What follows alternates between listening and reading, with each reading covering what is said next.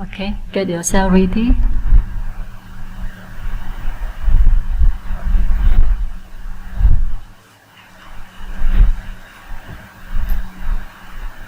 So today, our retreat will focus on 4 foundations of mindfulness, Satipatthāna. Before we understand 4 foundations of mindfulness, let us understand what is mindfulness, sati. So mindfulness got few meanings.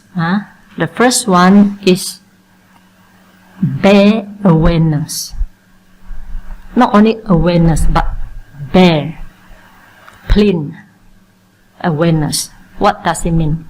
It means that you are aware of something and yet your mind does not react to what you are aware of. Give you an example. When you sit for 30 minutes, when there is pain arise in you, then there are 2 conditions. One, with mindfulness, react one way. One, without mindfulness, react another way. So let's say, one with bare awareness, without reacting, so he's aware of the pain. The pain has arisen in him. He know it. He's aware of it without react emotionally, saying that I don't like this pain, go away. So if you react when a severe pain arises in you, and mentally you react, say that I don't like pain, please go away. Pain is killing me. All these are called non-mindfulness. You already react towards the phenomena you are aware of. Okay? So then the one with mindfulness, he know pain has arisen in me. So he take the pain as object. Pain has arisen in me. He just observe it equanimously, with equanimity, without hating the pain, without want to push away the pain, without disliking the pain. Okay? But for most of us, we will react to the pain if we are not mindful. So the moment that when the pain arises, if you are not aware or not fully mindful and you react to the pain, I don't like the pain. So first reaction, I don't like the pain. What is this? Emotional aversion, right? So your mind you are getting angry with the pain, and yet you are not aware this aversion state of the mind. So for the second time, you lose mindfulness again, right? First, you are not mindful of the pain and you react saying that I don't like. Secondly, you are not aware of your mental state. You are already agitated and you are not aware. So you don't like it, then you hate it, then mentally a lot of chattering in the mind. I don't like, I want to shift posture. How can she sit so still? How can I cannot? So all the chattering in the mind, and you are also not aware the mind is restless now. So you lose how many mindfulness already? First, you are not aware of the pain. Secondly, you are not aware of the aversion that has arisen in your mind. And because of that aversion, you are not aware of that aversion, your mind creating a lot of story out of that aversion, and that aversion is out of the pain. And you're sitting there, but your mind is restless, fighting with yourself, and you are not meditating with mindfulness. Okay? So, a person who is mindful, when the pain arises in him, he has bare awareness without reacting. Without reacting is the key word. So pain has arisen in him. He know, oh, pain has arisen in me. No. But somehow, even you know, the pain also will agitate your mind, right? So as a skillful meditator, you change to observe your mind. Take that aversion as mental object. Pain is physical object, but aversion is mental object. So take that aversion as mental object, aware of it. Mind is affected by pain. Mind is affected by aversion as mind as affected by aversion. So if you can contemplate in this way, then you are mindful of your mind. First, you're mindful of your physical body. Second, you move to mindfulness of your mind. Then keep on observe it, and see what it happened. See what the aversion happened. So in this sense, bare awareness itself is never enough. Because bare awareness may be very short, then your mind become restless, right? So the actual meaning is bare awareness plus sustained attention. So we say the mind is in aversion state. You aware of it, and your awareness, your attention to that aversion must be sustained long enough. When the attention sustained long enough at the aversion state, mental state, what will happen? What will happen?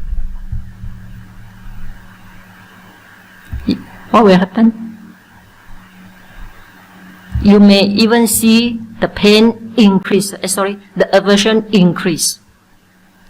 If the aversion increase, then you see the change of the aversion.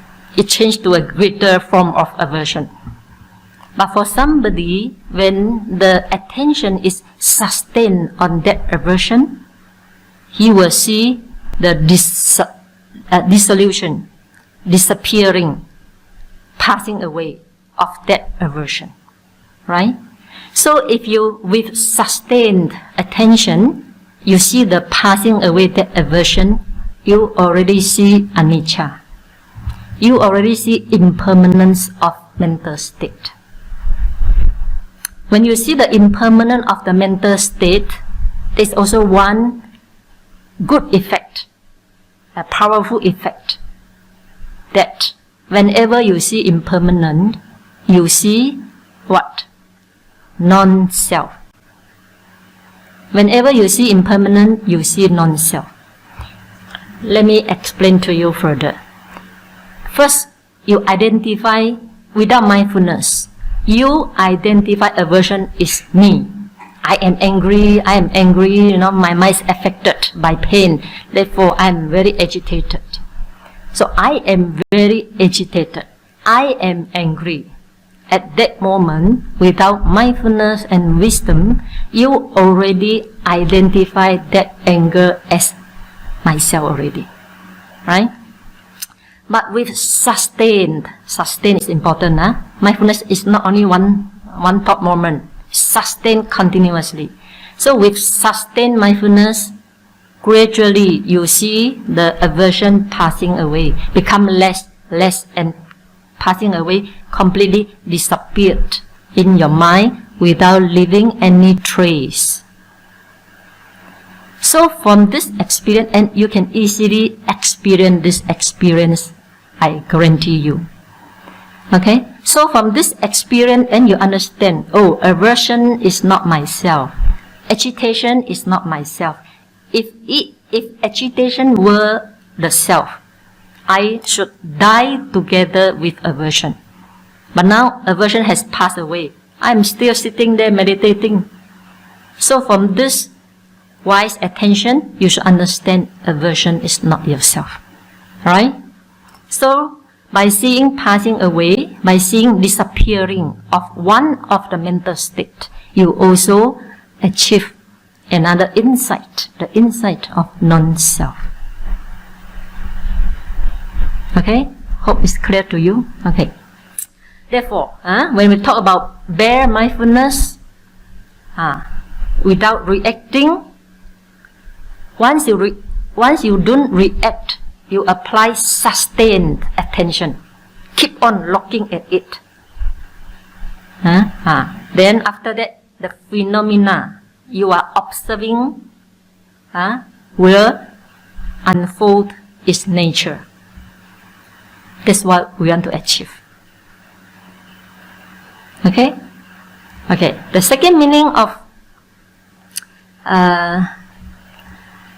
so let me emphasize a bit. So if you lose awareness of contemplating the pain and the aversion arise in you, shift your mind to look at the mental state. This is also one foundation of mindfulness. We call Citta-nupassana Satipatthāna. Okay. And when you sustain your attention on the aversion or craving when eating time, a lot of craving. When you sustain your attention on craving time, you see what happened to the object. There are two things you can observe. What happened to the object and what happened to your reaction of the mind. The mind is keep on reacting to the object constantly. But our mindfulness is so slow, so we cannot catch up every minute detail. So long you can see passing away, great enough. Feel satisfaction. Okay? So,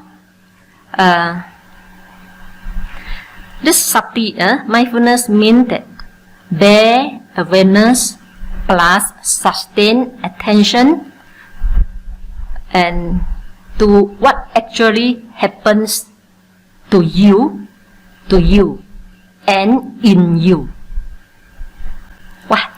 Let's say you are listening to Dhamma talk. This is what is happening to you now. Then what happening in you now? Whether your mind is listening attentively or your mind is restless. That's happening in you. So you must have that mindfulness to know what is happen to you and what is happen in you, both. To you including the external environment, right? In you is your own personal insight. What is your reaction towards environment? What's happening to you? Is it clear or not? Okay. Then there's another meaning of mindfulness is present of the mind. Present of the mind. For example, now listening to talk. There are two conditions. There are two things will happen. One, you listen with mindfulness. This is called presence of the mind. Another person may listen with sleepiness, absence of the mind. Or another person will listen with restlessness, thinking about her family, his family. So absence of the mind. So when doing something, the mind is not present, then you will never remember what is happening to you. Right? You will never remember what's happening to you because your mind is not present. Therefore, through my many years dealing with layperson, one symptom is very clear to me. Most layperson are very absent-minded. Even I talk to her, I talk to him, his mind is not present. Therefore, she cannot understand what I'm talking about. In this sense, present of the mind, present of the mind also make the memory strong. You can remember very, very well if the presence of the mind is there. But whatever you do, you are absent-minded, then your memory becomes very weak. In this sense that sati, mindfulness, also implies memory effect. As an effect of mindfulness, you have very good memory. Now, whatever you read, let's say I read one sutta with present mind, I can remember very well. So with mindfulness, you strengthen your faculty of memory. Similarly, when you pay attention to your aversion state of the mind, the presence of the mind with the anger, then you see the disappearing dissolution of the anger mind. Then next time you can remember already. Anger is impermanent. Anger is impermanent. The moment you remember anger is impermanent, then you will not cling, you will not attach to the anger state of the mind, because you already remember anger is impermanent through your own mindfulness practice. Okay? Okay, so when you talk about the sustained attention, it also implies pausing. You sustain your attention on the object, your mind paused, don't move the mind. Then it also implies stopping the mind. Keep your mind still on one object. Only then you will see the change. The object will start changing. And you will see how the object change, and finally the object disappear from your mindfulness. Disappear. Finished. Passing away. Then you mark impermanent. Okay? But when you, let's say, when you pay attention on your aversion, you keep your mind, first you keep your attention on the aversion without sustaining your attention on it. Then your mind go to another object. Before you can see the passing away of the aversion, the mind go to another object already. Because the mind is very, very restless. This is the nature of the mind.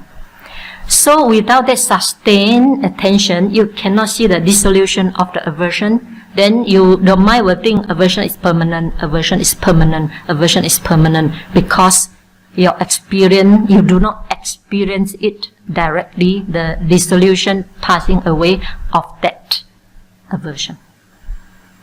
So in order to see the dissolution and passing away of that aversion, sustained attention is very important. Keeping the mind still, pausing the mind, stopping the mind for a moment and see what happened to the object. This is called applying mindfulness. Okay? Okay, now we go to the second stage. When we talk about mindful, you must be mindful. Mindful of what? Our title of the retreat already tells us, mindful of 4 things, 4 foundations of mindfulness, right? So there are 4 things in this retreat you should mindful of. First one is what? Body, kaya nupassana satipatthāna. Mindful of your body. So in this retreat, there are 2 ways you can mindful. First, mindful of your breath. Breathing in, breathing out, breathing in, breathing out. You are mindful of your breath constantly. This is called sustained attention on the breath. But sometimes after half an hour, after 45 minutes, there's so much sensation arise in the body. You cannot have that sensation, especially stronger one, already disturb your concentration on the breath. At this time, I would like to suggest you put aside anapanasati, go to the sensation that arise in the body, hold your mindfulness there, sustain your mindfulness. You pick one strongest sensation, right? You pick one, then hold your mindfulness there, keep on pausing your mind there, and see what happened to the object. And when the object changes, and see what is the reaction of the mind. Okay? So first, mindful of what? Mindful of your bodily action, including anapanasati, in-breath and out-breath, and including the sensation, any sensation that arises in your body. Hold your attention there, mindful of it. So this is called mindful. Mindful of bodily, anything connected with the body. Second, feeling. Mindful of what? Feeling. Feeling, there are 5 types of feeling. One is physical, painful feeling. When you sit 45 minutes, I trust for the first day, there's a lot of pain. This is called physical, painful feeling. Second is physical, pleasant feeling. When you have some concentration, you can still sit very still. In the body, there's a bliss. You feel the bliss in the body, no pain, no pain at all. This is called pleasant physical body. Physical pleasant, physical pleasant feeling. Or when you eat something during lunchtime, that when the food touch the tongue, you feel pleasant.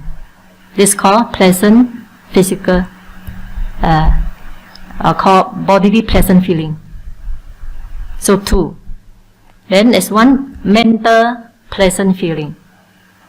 When you have good concentration, mentally you feel bliss. This is called mental pleasant feeling. Or when you listen to Dhamma talk, you feel a lot of happiness, bliss, pleasant feeling. This is called mental pleasant feeling. There's also one mentally unpleasant feeling. So when you come to meditation, sometimes, you have, let's say you have pain during your childhood, right? And when your mind comes down, all your unpleasant feeling in the childhood, that will come up into the surface. So you feel very unpleasant mentally because of the memory in the past. So at that time, mentally unpleasant feeling arise in your mind. What should you do? First, mindful of it. If you do not mindful of it and yet you keep on thinking of it, then come up with crying, then you are a poor yogi, a very poor yogi. Do know how to apply mindfulness to help yourself. So the moment you know, this is unpleasant mental feeling, what should I do as a yogi? Mindful of it, observe it, take it as an object.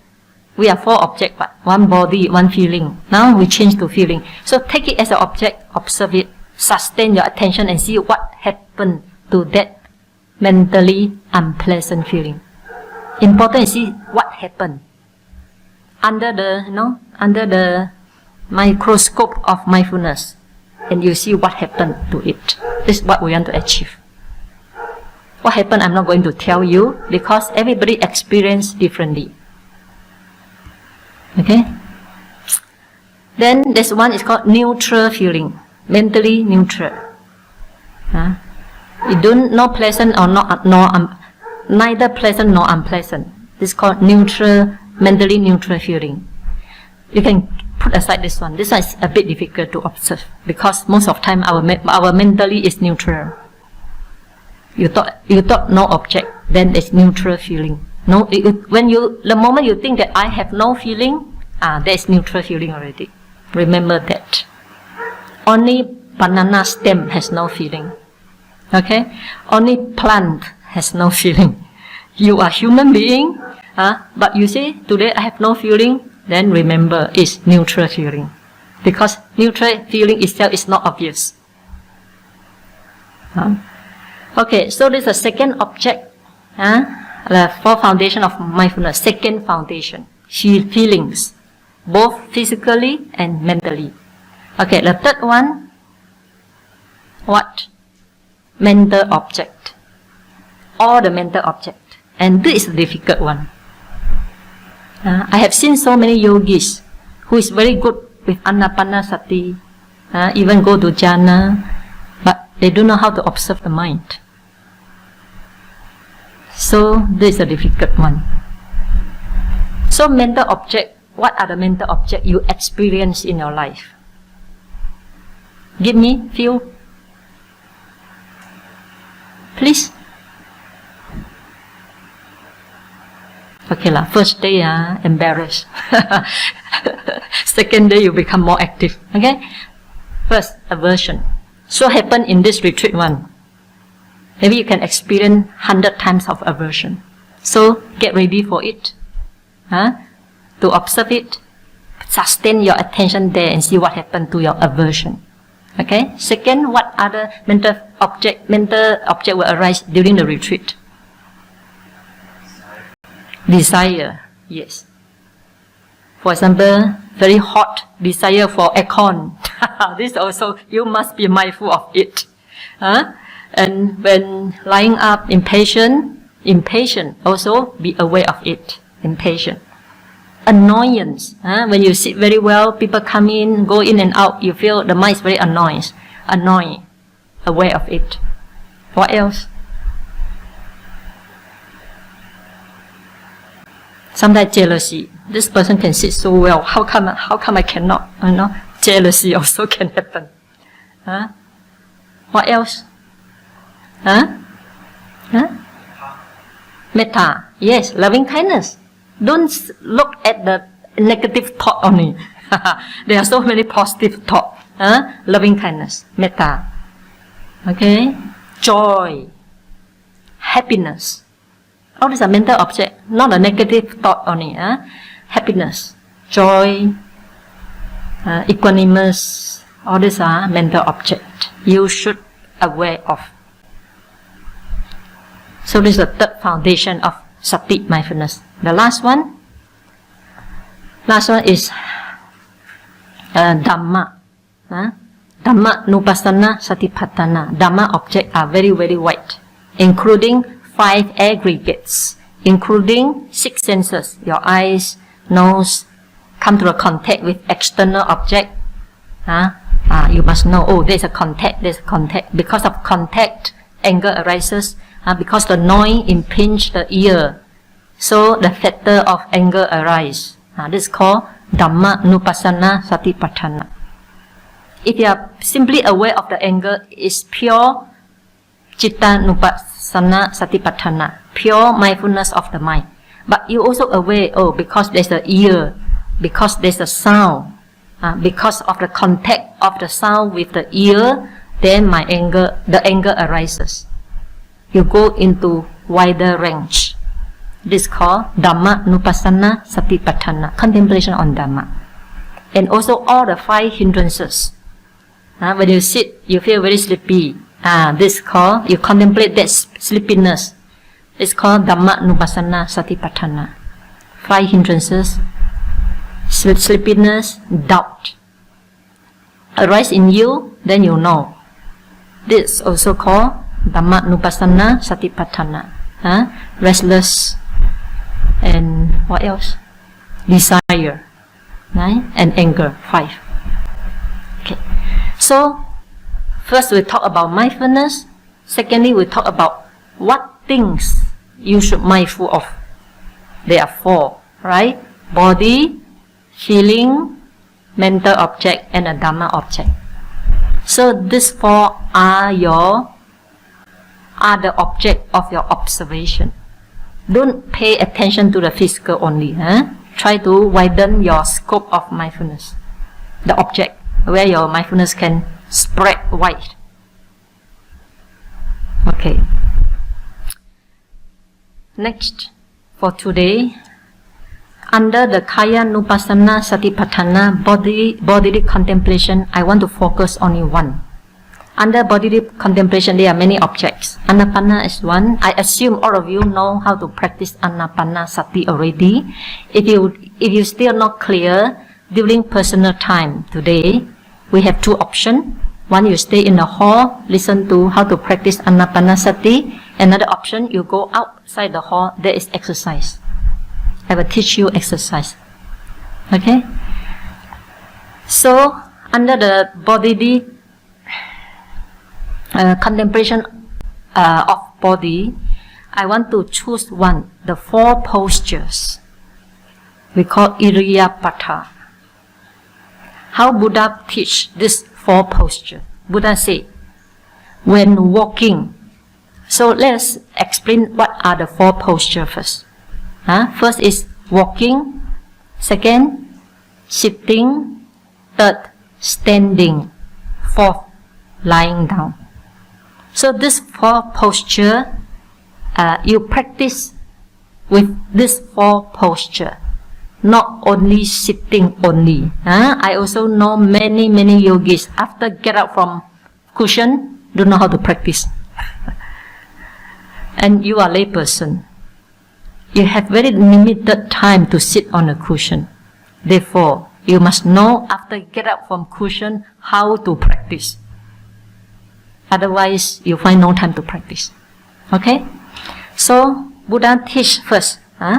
When walking, Buddha say, when walking, a bhikkhu know I am walking. So when Buddha preached this statement to you, when walking, a bhikkhu know I am walking. I don't think people understand. What does Buddha mean? When walking, a bhikkhu know I am walking. When walking, do you know you are walking? Yes or no? Yes or no? You dare to say yes. But I guarantee you, when walking, your mind is also restless. When you are restless, you don't know you are walking, I tell you. Why? Because mind only can focus on one object. So when you are restless, you are not focused on your walking. So at that moment, you do not know you are walking. So that's why I say you dare to say you know you are walking. When mind is restless, no, you don't know you are walking. That's why sometimes you fall down. Because absent of the mindfulness, absent of the mind. Right? If you are mindful at what you are doing, no accident will happen to you. But if accident happen to you, is somebody not mindful, that knock you, then this is not your fault. Although it's not your fault, but it's your karma. It's your karma because previously you knocked down somebody. Now somebody knocked you down, even you are mindful. Okay? So, when what Buddha trying to say, this Satipatthāna Sutta is meant for very intelligent practitioner. Buddha preached this to highly intelligent audience. Therefore, Buddha no need to say very long. They understand well. But we are far away from Buddha's time, 2,600 years ago. So we cannot understand what Buddha trying to say. When walking, a bhikkhu, no, I'm walking. Sure, I know I'm walking one. Why should Buddha mention this one? We will think in that way, right? Okay. First, you should understand the Dhamma. There are two truths. One is called conceptual truth. One is called ultimate truth. So when Buddha say, when walking, a bhikkhu know I'm walking. Buddha is using conventional language to convey his hidden message. Hidden message cannot tell very clearly in such a short verses. But the audience understand, then no need to explain further. Okay. So conventionally we say, a bhikkhu know I am walking. You also know I am walking. This is called conventional saying. I am walking. The I is still there.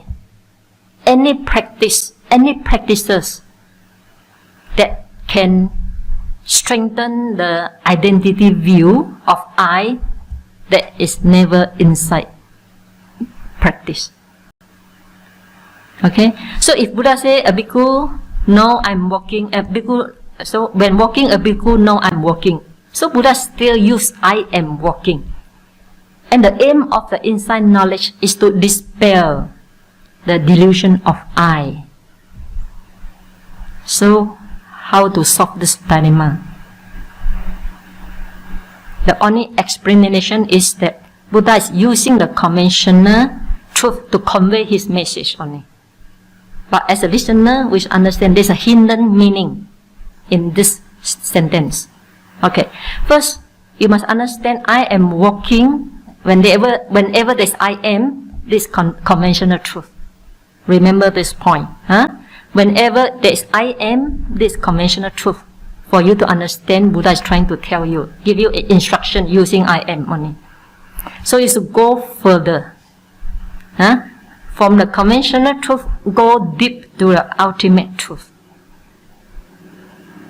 So you must go beyond the concept. How? How to go beyond the concept? First, when you walk the time, first you just mindful of our walking. Don't say that I am walking. Get rid of the word I am. You just know walking of movement. Any movement, it's just aware of the movement, aware of the movement. Then later on, second stage. First stage, because we have walking section, right? So you walk mindful of your movement only. That's all, one thing. Mindful of your movement. After maybe 20 minutes, then ask yourself one question. Who is walking? Ask yourself one question. Who is walking? What's your answer? What's your answer?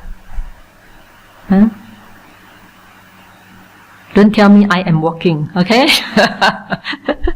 I'm trying to dispel this I, so don't tell me I am walking. So ask yourself, who is walking? Tell me, please. Five aggregate. Five aggregate is very complicated for beginners. We make it short. Who is walking? Mind and body. Okay?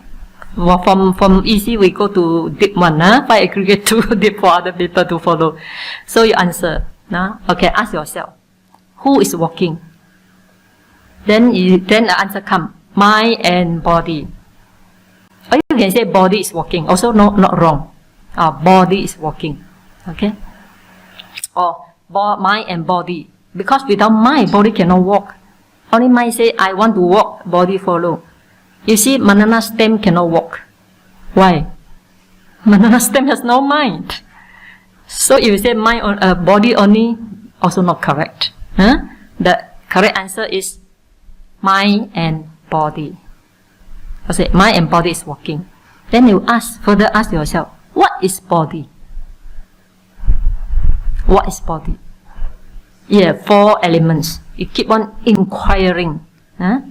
Therefore, inside meditation is not only like what? Like 白痴, how to call? Like no mind person sitting still, don't know anything, don't think anything. No. Inside meditation, you need some some investigation. We call Dhamma Vichaya Sambojjhanga. 7 factors of enlightenment. The second factor is called investigation of the Dhamma. So for inside knowledge, for Anapana, no need to think anything. Okay? Just keep your mind empty. Don't think of anything. But when you come to inside knowledge, you need investigation. Without investigation, your knowledge, your wisdom cannot unfold. Okay? So you tell, who is walking? Then you find that mind and body is walking. Then you analyze, what is this body? If you cannot come out the answer, at least one answer can come. There's wind element. Because the body move. Only wind element can make the body move. So one answer, wind element. And if you want to know, another 3 answer is earth element, fire element, and water element. But today I'm not going to tell you how these 4 work together. You just know, oh, there's wind element. Therefore, so when walking, then you know, pay attention to the wind element enough. So to close or analytical, close attention or examination to walking process, you understand only mind and body. And further investigate what made up the body. Oh, it is 4, but you focus on wind element. Then you keep on walking, wind element, see the movement. Mind only keep one element, movement only. I would like you to slow down a little bit, because now it's a retreat. Slow down so that your mindfulness can catch up what is happening at this moment. If your action is too fast, no, your mindfulness cannot catch up with the fast action. So slow down during the retreat is very helpful. Okay? Then secondly, you can ask you another question. Why move? Why move? Why the wind can move? Or why move? Why the body move? Simply because the mind wants to move. There's an intention in the mind. There's an intention in the mind want to move. that intention produce 4 elements in the body. Then among these 4 elements, wind element will start to move. So you must understand all this process. The purpose to help you to dispel the illusion of I or self. Then you will see, because there's intention, the body moves. So intention is the cause. Bodily movement is the effect. Right? So you discern, oh, this is the cause, this is the effect. So when you see when you can see in this way, oh, my intention is the cause, bodily movement is the effect, and you see these two, you see their separation, and mind and body is not seen as single entity. Mind and body is seen separate things, separate entity. Body is one, mind is one. And mind, because with the intention to move, the intention produce 4 elements and make the wind element moving. So you see the intention of the mind and followed by movement of the body. So these are 2 separate entities. If you can see this, then you are achieving the first insight knowledge. Discerning mind and body separately. This is the first insight knowledge you should achieve. And if you are a skillful meditator, you have matured wisdom, then you add one more. Intention is cause, bodily movement is the effect. So this cause, there's an effect. This is a cause, there's an effect. When you see cause and effect, you see no one, no self. If you cannot catch up all, take only one, mind and body, 2, to practice for a few days enough. Okay, so this is the first lesson, first talk I want to share with you. For sitting, you can practice Anapana, or any phenomena, strong phenomena arise, then you shift your mindfulness, shift your attention to that strong phenomena. Hold your mindfulness there, sustain your attention there, and see what happened. And when something changes, and also check your mind.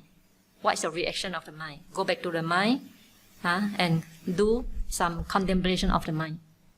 Okay? Then after that, when walking, do what I shared with you just now. Okay? So, enough for today. Sadhu, sadhu, sadhu. There's one translation.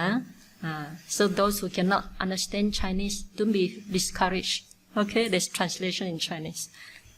And those who cannot catch all my talk, you have second time to hear again.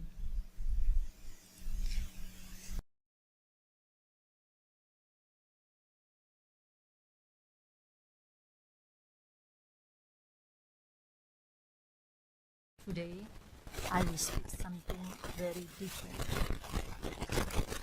Okay. That's the qualities. The qualities one should cultivate prior to meditation practice.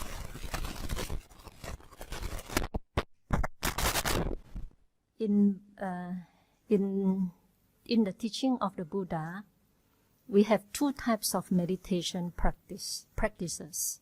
One is called Samatha, with single-minded mind, focus on one object for a duration of time, to make the mind calm, soft, malleable, and workable. And the second one is Vipassana, we call insight meditation. Insight meditation takes 5 aggregates or 4 foundations of mindfulness. With mindfulness and wisdom, insight meditation see things as they really are, as impermanent, suffering, and non-self. And these two meditation practices are not easy. It's a difficult path. It's not an easy path. It's something go against our desire. human desire is to chase after sensual pleasures, right? But the meditation is to restrain the mind, not to let the mind go loose, to control your mind, restrain your mind on a single object. It goes against our natural tendency to chase after sensual pleasures. Therefore, meditation practice is not an easy path. Simply, it's not the way we live in our daily life. Therefore, it's difficult. And this path takes very, very long time to achieve your goal, unless you have very strong parami, perfections in the past. Or, another word, you have practiced a lot in your past life. Then this life becomes very easy. But if in your past life, other people are trying very hard and you are praying around, then this life, it takes very long time for you to achieve your goal. And through my many years experiences and dealing with so many people, including my understanding of the Dhamma, there's one special reason that this path is difficult. There's one distinguished reason, factors, that makes this path very difficult. So now I want you to check yourself. During meditation practice, what hinders you? You check yourself. And also check your daily life. What is your main hindrances in your life?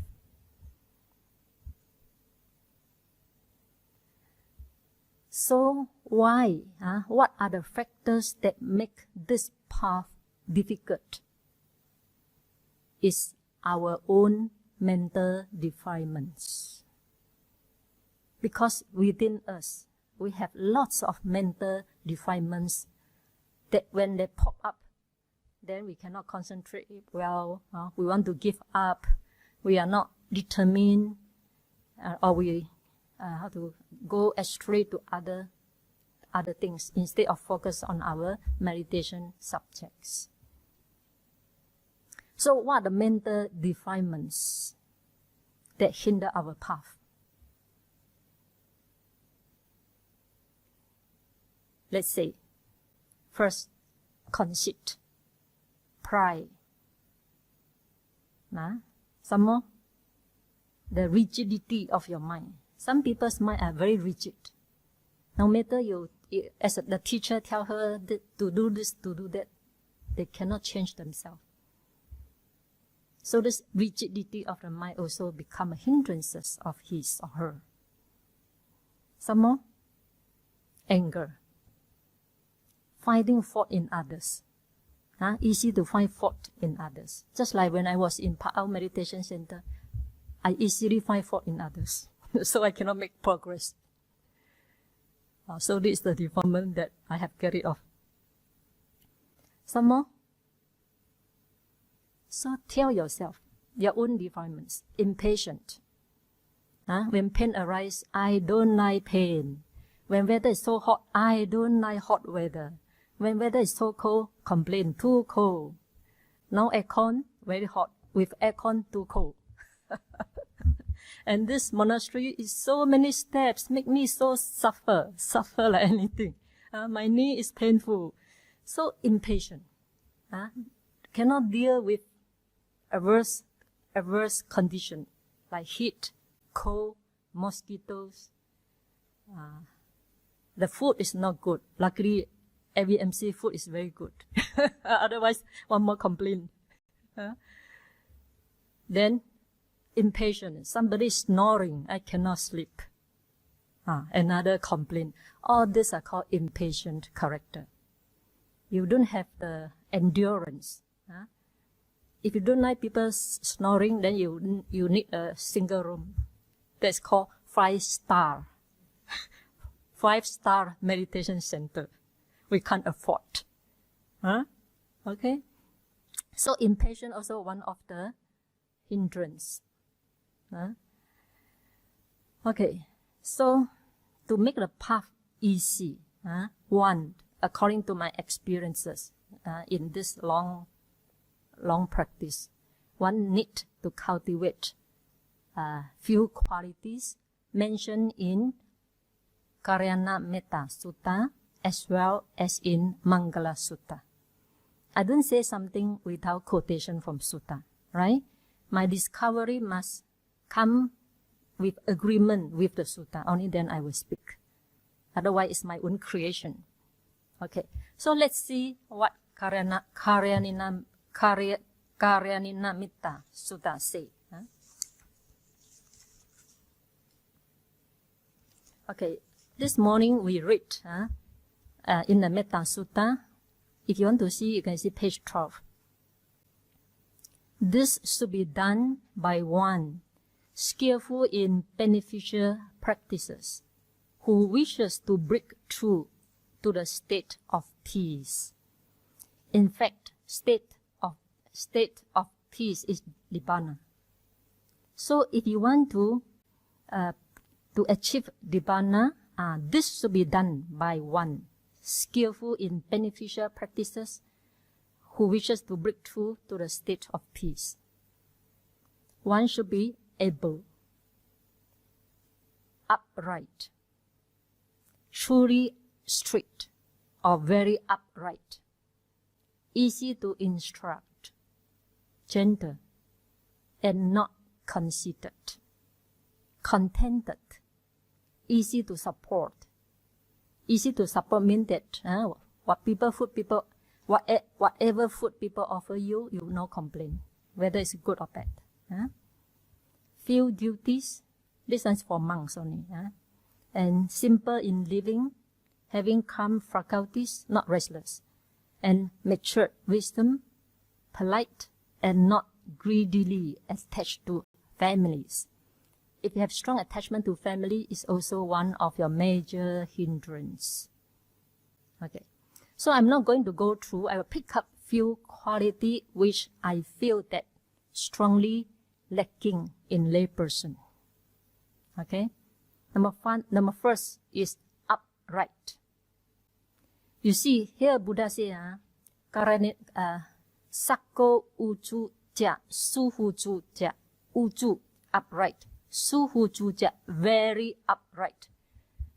With one word upright, not enough. Buddha said, you must be very upright. Buddha emphasized twice. Since Buddha emphasized twice, it means that this is very important quality one should cultivate. Upright, honest to yourself, honest to others. Let's say you make some mistakes, but you try to cover your mistake. This is not upright. Right? When you make some mistake, you must confess. Confess your mistake to your spiritual friend or to your teacher. Even I am a teacher. When I make mistake, I also ask forgiveness from my student. This is called upright character. And must be very upright also in your own practice. Some people, some people when their practice is not so good, but come to report, then they say their practice so good. This is also not honest to one's own practices. So please try to check your own character, whether you are strict and very strict or not, and must have the courage to admit your own mistake or your own imperfection. Tell it out. Don't hide to yourself. Okay. Another quality that I feel that is also lacking in layperson is not easy to admonish. another word, conceited. And Buddha say in the Karana Metta as well as Mangala Sutta, you must be easy to admonish. This is called suvacho cha, easy to admonish. A person who is not easy to admonish, not easy to talk to, is like a crack pot. Imagine a pot is cracking, crack pot, and you pour water inside the crack pot. The water all leaking out. The pot cannot keep the water. Simply there's crack there. So I hope you all don't behave like a crack pot. Especially when teacher admonish you, then you think, am I do something wrong? Or it's because the teacher misunderstand me, or what? You think first. Even the teacher misunderstand you. If I were you, I also will say sorry. I'm not going to defend myself. So if a teacher try to admonish you, you must take that admonishment, Buddha say, take that admonishment like what? Precious jewel. Because in this world, no one want to make enemy with somebody. Everyone try to please somebody without sincerity. So if you come across a friend or a teacher who directly point out your mistake, you must be very grateful. Buddha say, treasure this admonishment like precious jewel. Right? Because she's not afraid of offend you. Because she regard you as true friend. Therefore, if you are not easy to admonish, your friend once admonished, then you try to defend yourself, then no more further admonishment from your friend as well as from your teacher. Because when you defend yourself, I don't think the teacher will say for second time. The teacher will just let go. She's not ready yet for any admonishment.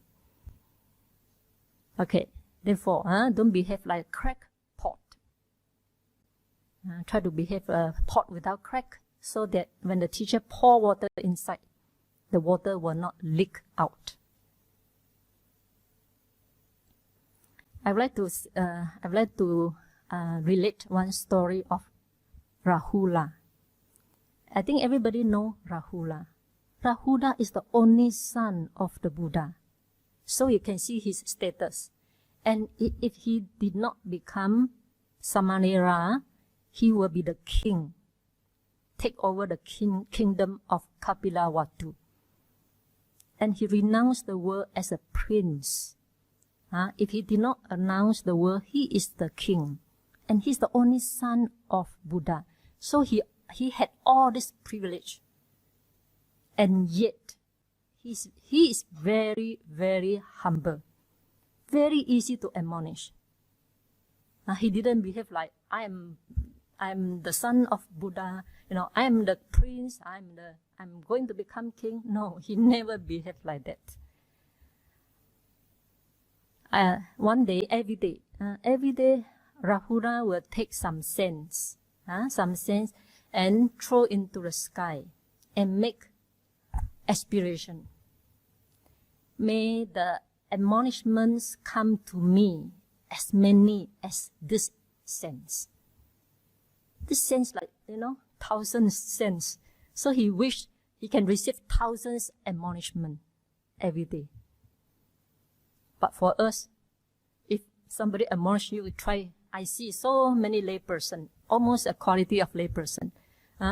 If a teacher trying to admonish him or her, his or her first reaction is what? You are a layperson. What's your first reaction?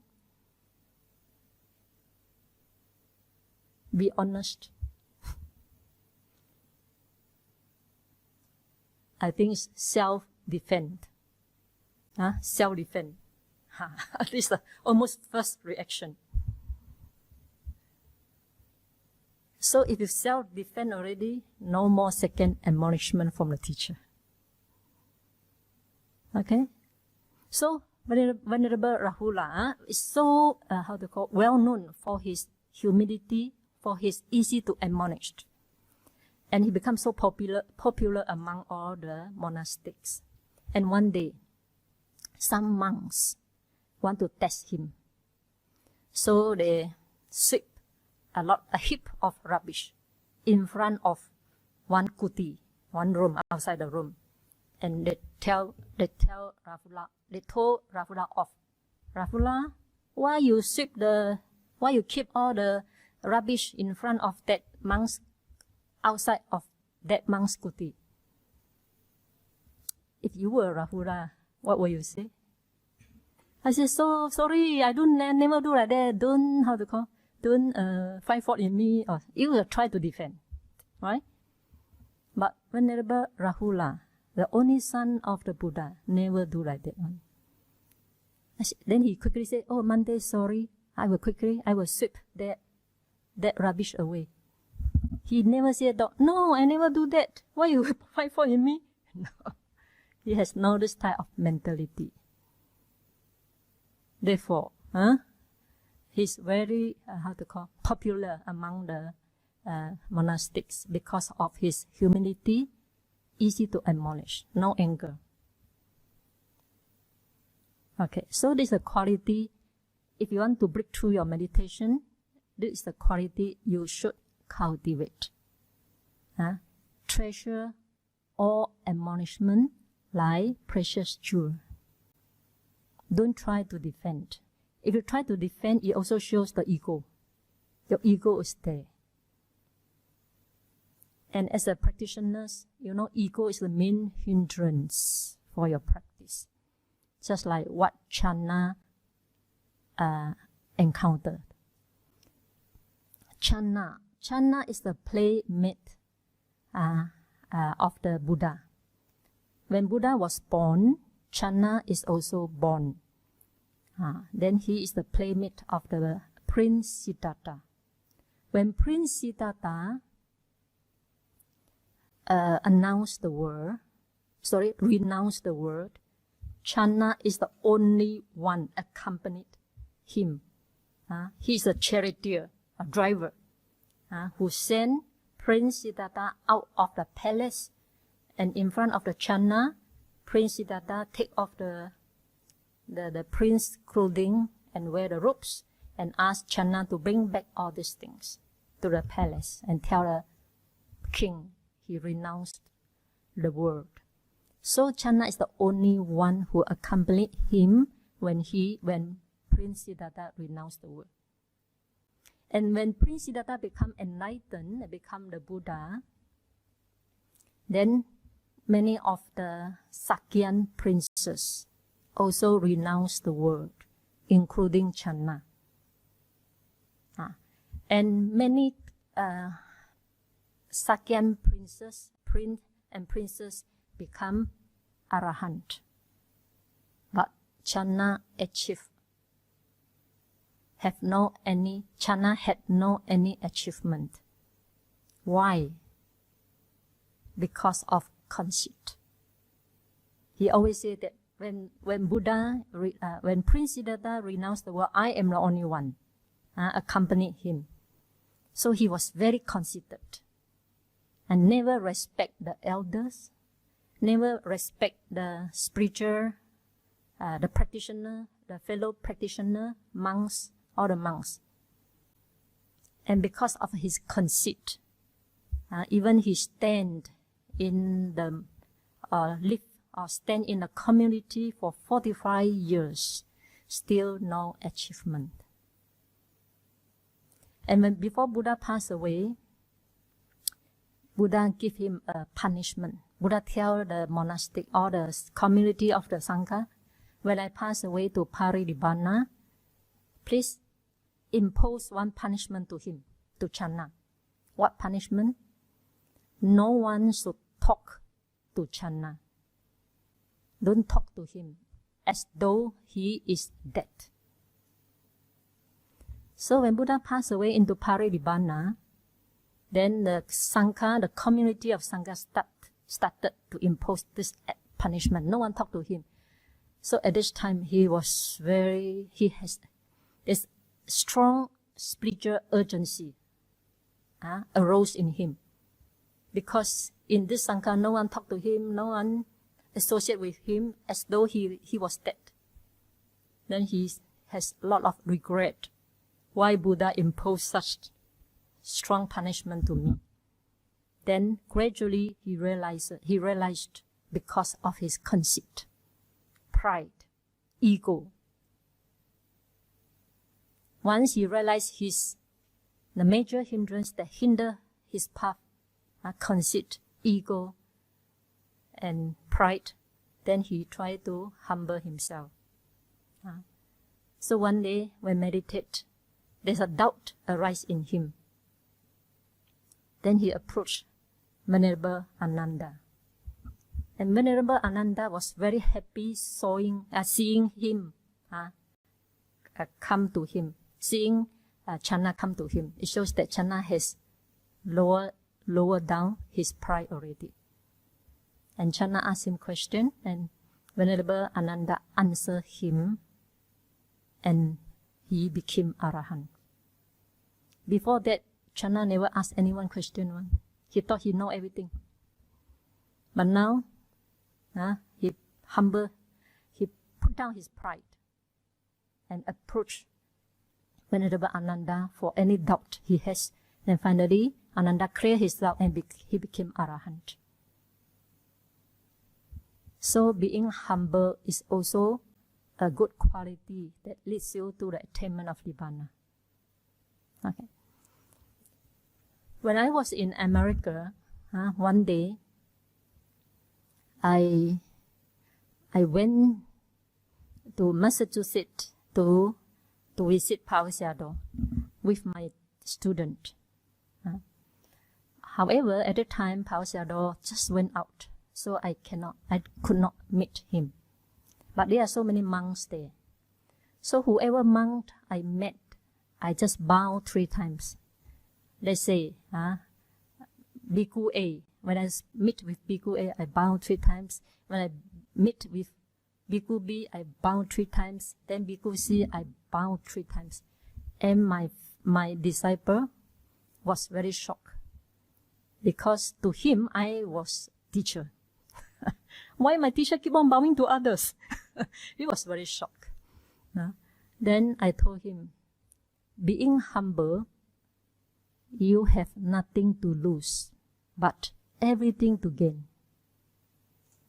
Right? All monastics like humble disciples. So being humble, you have nothing to lose, but everything to gain. And from that onward, this particular student started know how to bow to me. I don't have to teach him verbally, using my physical action, then he know how to deal with me already.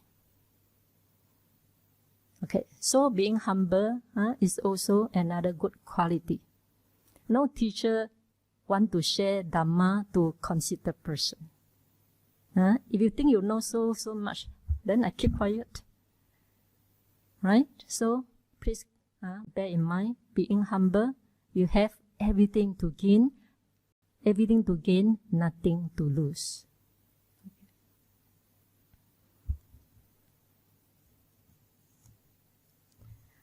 Okay, so these are the few qualities one should cultivate.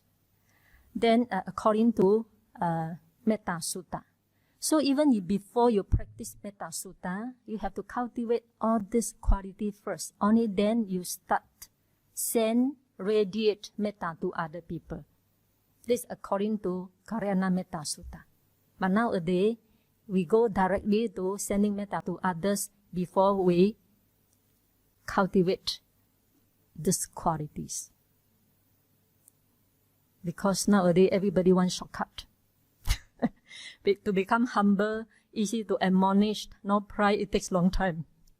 right? But this is not what Buddha teach. We will read the Metta Sutta every day. Then you will realize we must have this type of quality first before we practice meditation. Otherwise, when you come to meditation practice, because of the rigidity of the mind, because of the conceit, because of the ego, because of not easy to admonish, all this become the hindrances for your progress. And another one good quality mentioned in Metta Sutta is gentleness, soft, mudu. Mudu, Bahasa Malaysia is like honey. So soft, gentle character. Also important to cultivate metta. Okay, now let's go to the Mangala Sutta. Mangala Sutta also say the same thing. In the Mangala Sutta, the first is said not associate with the fool, but associate with the wise. Then later on, Mangala Sutta say one should cultivate generosity, one should cultivate morality, restraint of oneself. Then later on, Buddha further explained, Garawacha, Niwatocha, Santuticha, Kata, Nyuta, Kanticha, Soacha, Sata. So these are the few quality one should cultivate before seeing for noble truth. So first, Garawacha. Garawacha is what? Respectful. You must have respectful character, especially when dealing with monastics. If we monastic also, we are very respectful to the elders, monk. And you are a lay person, you must be very respectful to the monastic. This is called Garawacha. And respectful to the teachers. Okay? Respectful to the Dhamma. And respectful to the rules. Like here, AVMC rules. So this respectful is also very important character. It also shows that you have no conceit if you are respectful. And Niwatocha is also has the meaning of humble. Humble, humility. Just like Rahula. Then Santuticha, contented. When you practice meditation, you should be contented with what you have. The food, the lodging, everything. Try to be contented so that you will not find fault in others. Or you will not have complaint. If you are contented, then you have no complaint. Okay. Then next quality in the Mangala Sutta mentioned Katta Nyuta, grateful. You must be Kan'en, you must be always grateful to the helpers, to the donor, to the teacher, to the place here. And so if you're always grateful, your character, your personality will become humble as well. So please cherish this good quality of being grateful to others. Then next one is Kanticha, patient. I have said already, patient with heat, with cold, with others snoring, patient with noise, patient with pain. And the last one, Sowajasata. Again, Buddha say, easy to admonish. So in the Mangala Sutta, Karaniya Metta Sutta, Buddha mentioned twice, easy to admonish. Don't behave like Channa. If you are easy to admonish, you progress very fast. And the teacher lies to teach you, lies to share what she has with you. Okay. So only you have all this, cultivate all this quality, then Buddha say, then one start to see the Four Noble Truths.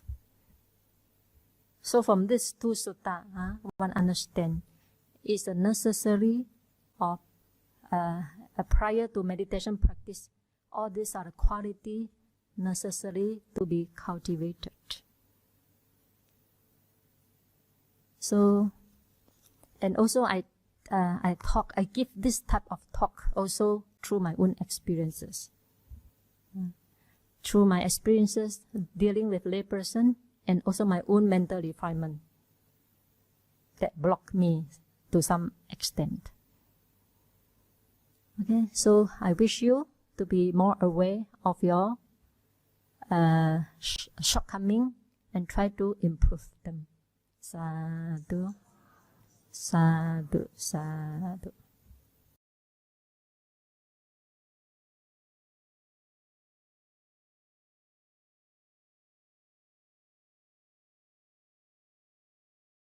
Today, I'd like to share with you one very profound subject: dependent origination, paticca samuppada. For advanced yogis, or for most, not all yogis know, I think for advanced yogis, we all know that the practice of Buddha's teaching with final aim to escape from round of rebirth. Beginner may never understand. They don't even understand what is round of rebirth. But for very advanced yogis, we should know the aim of Buddha's practice is to end the cycle of birth and death. Okay, now one question arises. What blocks or hinders beings from escaping the round of rebirth? What's your answer? Ignorant tanha, okay? Someone? Attachment. Okay. All your answers are correct. Let's see what Buddha says. Okay? In Dikha Nikaya, Changpu,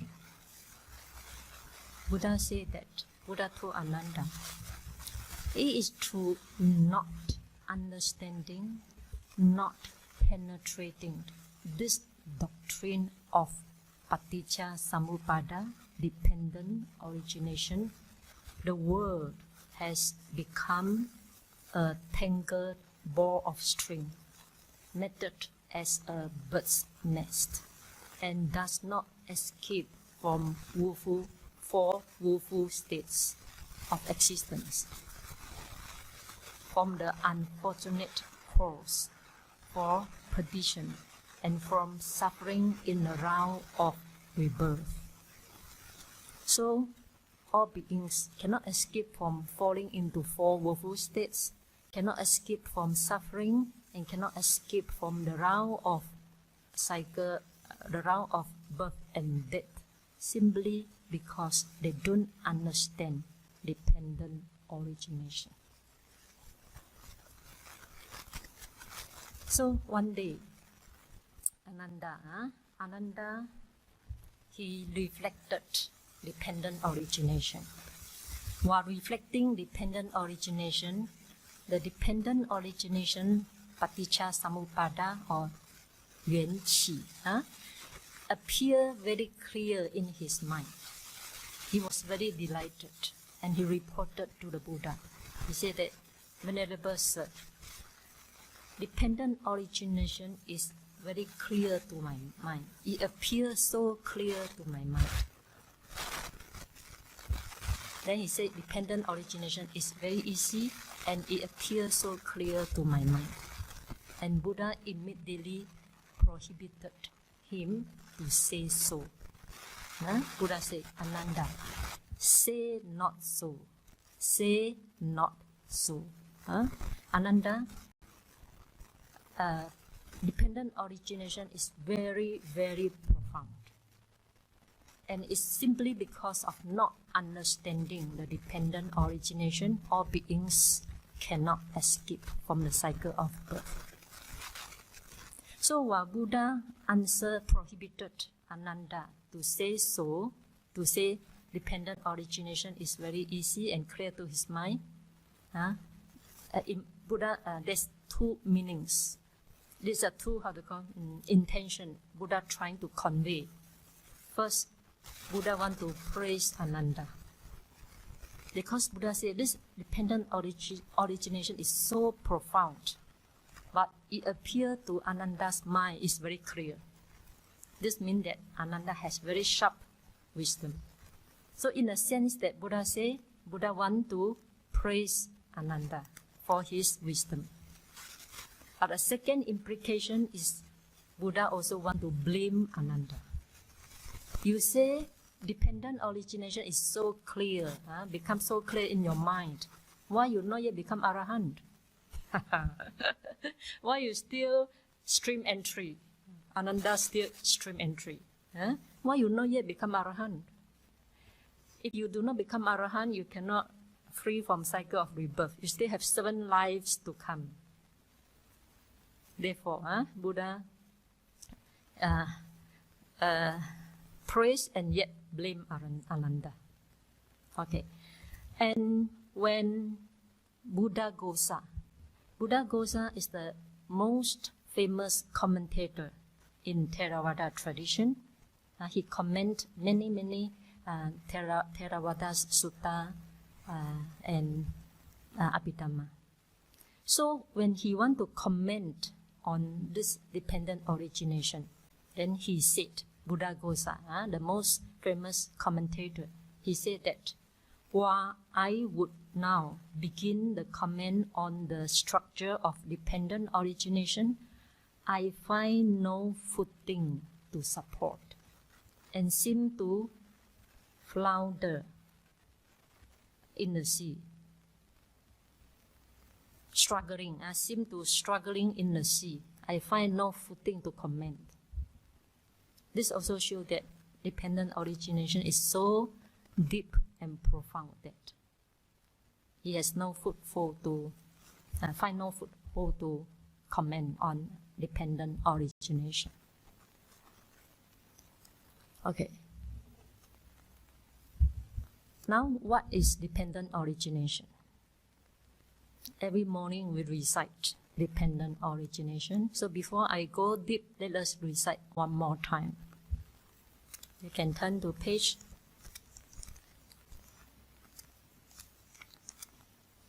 14. This time we will recite English one, so that you will know what I am talking about.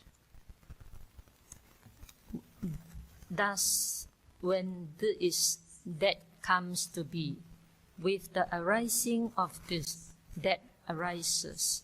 That is to say, dependent on ignorance, conceptions arise. Dependent on conceptions, consciousness arises. Dependent on consciousness, mentality and materiality arise. Dependent on mentality and materiality, the 6 sense spaces arise. Dependent on the 6 sense spaces, contact arises. Dependent on contact, feeling arises. Dependent on feeling, craving arises. Dependent on craving, attachment arises. Dependent on attachment, there arises a new existence. Dependent on existence, a new birth takes place. Dependent on birth, then aging, death, sorrow, lamentation, pain, unhappiness, and despair come to be. Thus is the arising of this whole mass of. When indeed phenomena become apparent to the Holy One, who is ardent and absorbed, then all his doubts disappear, since he knows the nature of their causes. Okay, enough. So this is the beginning only. Later we will read again. So this is the dependent origination. So when you read this, do you understand how the suffering comes about? Yes or no? Yes. So you are like Ananda. Dependent origination appear very clear in your mind. Okay, very good. Okay, let us go into detail. Okay, paticca samuppada. Paticca means dependent on. When we talk about paticca, dependent on,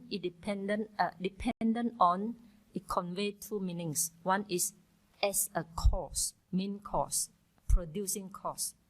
The second meaning as a condition, to help, to support. So dependent on, for example, as a producing cause, dependent on becoming, birth arises. Dependent on becoming, birth. So in this sense, dependent means a producing cause. Dependent on becoming means karma becoming. All the karma. The dependent on karma, birth arises. So in this sense, here dependent means producing cause, main cause. Okay. Then another meaning is a condition. For example, because of there is ignorance as condition, then human being perform various of karma, various of sankhara, bodily karma, bodily action, speech action, and mental action. So in this sense, avijja here dependent on ignorance. Then here dependent means a condition, not the main cause, not a producing cause. So dependent got two meanings. One is producing cause, another one is a condition to support only. Okay? Then sammupada. Sammupada, paticca sammupada. Sammupada is a compound word. Samma upada. All Malaysians understand samma. What's the meaning of samma? Samma. What's the meaning? Samma means samma. Pergi samma. Together. Samma is together, right? All Malaysians know samma is together. In Pali, samma is also together. Same. So the Malay also come from the Pali. Come from the Sanskrit. Okay? So samma means together. Upada means arising. So sammupada, sammupada means samma upada, arising together. So dependent on something, then something that produce sammupada means those that arise together. Dependent on something, those that arise together. What are those that arise together? Let me give you an example. Dependent on consciousness. What arise? Nama rupa, mind and mentality and materiality. So dependent on consciousness, mentality and materiality, both arise together. Okay, so this is called sammupada. I just explained to you the meaning. So paticca samuppada means things that condition other things to arise. Ignorant condition sankhara to arise. So paticca samuppada means things that condition other things to arise. Or something arise dependent on something. The meaning paticca samuppada. Okay. So when when Buddha, before his enlightenment, he already pondered upon paticca samuppada. He already reflected paticca samuppada. So one day, Bodhisattva, before enlightenment, before become Buddha, he sees suffering in beings. What are the apparent suffering in beings, which all of us can see? What? Aging. Aging, sickness, and death. So Bodhisattva, he saw the suffering in beings, especially the aging, sickness, and death. Then he started to ponder what conditions, on what cause, or depend on what that aging, old age, and death arise.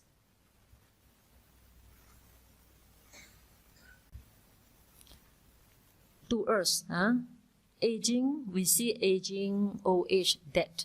To us, like very common. We will never reflect the cause. We think it's a natural process of life. We are not like Bodhisattva, going to investigate what caused the aging, what caused the death. Therefore, we are ordinary person. We are not Bodhisattva. We don't have this type of, we call Cinta Maya, Cinta Maya Panya. Cinta means thinking, investigating. Panya means wisdom. So we don't have this type of wisdom come from investigation. We take it for granted. Everybody dies, so what? No need to investigate the cause. What caused that? Become busybody. So we don't have this type of Cinta Maya Panya, wisdom through investigation. And also we don't have another wisdom called Bhavana Maya Panya, wisdom through mental development, so that he sees things as they really are. See things clearly. We see things very blurred. Why we see things blurred? Because inside our mind there's one, make our mind very blurred. What is that? Ignorance. Inside our heart there's one factor called ignorance, make our mind always blur. Not like Bodhisattva. Okay. So, as we take aging, sickness, and death as a natural process, and we never question further what is the condition for aging and death. But Bodhisattva started to ask himself, to investigate. So, what caused aging and death? Birth. Because you learn from Buddha's teaching. If Buddha say birth, I don't think the answer will come out from your mouth. Okay? Because of our knowledge from what Buddha said, then we know, because of birth. Because of birth, there's aging, sickness, and death. Then Bodhisattva will never stop short. Finish. Don't ask anymore. No. Then what caused birth? Bodhisattva further investigate what caused birth. So what caused birth to arise? Just now you just recite already here. So quick, forget. Louder. If you have confidence, you speak very loud. Only when you have no confidence, you speak very softly. Afraid it's wrong answer, right? What caused birth? Assistant, yes, assistant, or called bhava. Bhava pachaya jati. Assistant of becoming. Becoming is a better word. Becoming got two meanings. One is karmic becoming. So in this case, what caused the becoming got two meanings. What is karmic becoming? What is birth becoming? So what caused birth? Cannot be birth caused birth, right? So it must be karmic becoming that caused birth. Karma. Karma means, karmic becoming means all our bodily action, verbal action, and mental action. Whether good or bad. They leave behind karmic energy. This karmic potentiality, potentiality will follow the stream of consciousness. As I said before, stream of consciousness will never stop one. Your body can change. This life, your human body. Next life, animal body. Another life, Deva body. But that consciousness will never stop. It's a stream of consciousness that never stops. So all our action, bodily, physically, and mentally, leave behind once performed, leave behind karmic potentiality, and this karmic potentiality follow the stream of consciousness.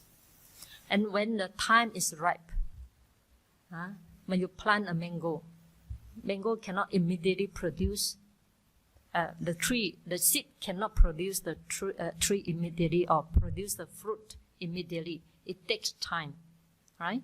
When all the conditions ripen, then this karmic will bear its fruit. Then we call resultant. So it may bear its fruit in this life as well. Some bear fruit in this life. Some bear fruit in next life. Some produce next birth. We have various types of karma. Some are producing karma, some are supporting karma. So different. Some are obstructive karma. So in this sense, karma becoming dependent on karma becoming birth. So this is called direct produce. Direct produce birth. So this is called producing karma, productive karma. Then once you understand, because of karma they produce birth. Then what is the source of karma? Why we perform karma? Why we perform bodily action, verbal action, and mental action? Because of what?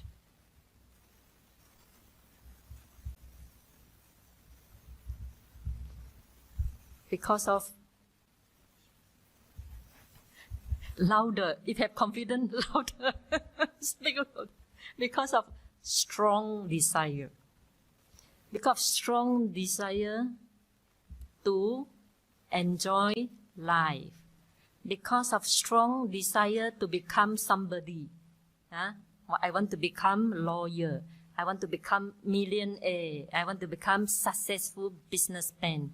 I want to become professor. I want to become nun. I want to become monk and so on. I want to become a scientist and so on. So because of strong desire to be somebody, or because of strong desire to be reborn in higher plane of existence, have strong desire to become deva, heavenly beings. So with that strong desire, you have to do something. Otherwise your dream will never come true, right? So you have to do something. This doing something is called karma in the Buddhism. So this karma, called karma. Your study also called karma. The good deed, your bad deed you do, all also called karma. So karma can be good or can be bad. If you are fortunate enough, you meet a wise teacher, then the wise teacher asks you to do good karma. Then you perform good karma. But unfortunately, many people meet with not correct teacher. Some teacher ask them to sacrifice animal. In order to reborn in heaven, you have to sacrifice animal. Killing will never be wholesome one. You kill somebody's life. How can it be wholesome?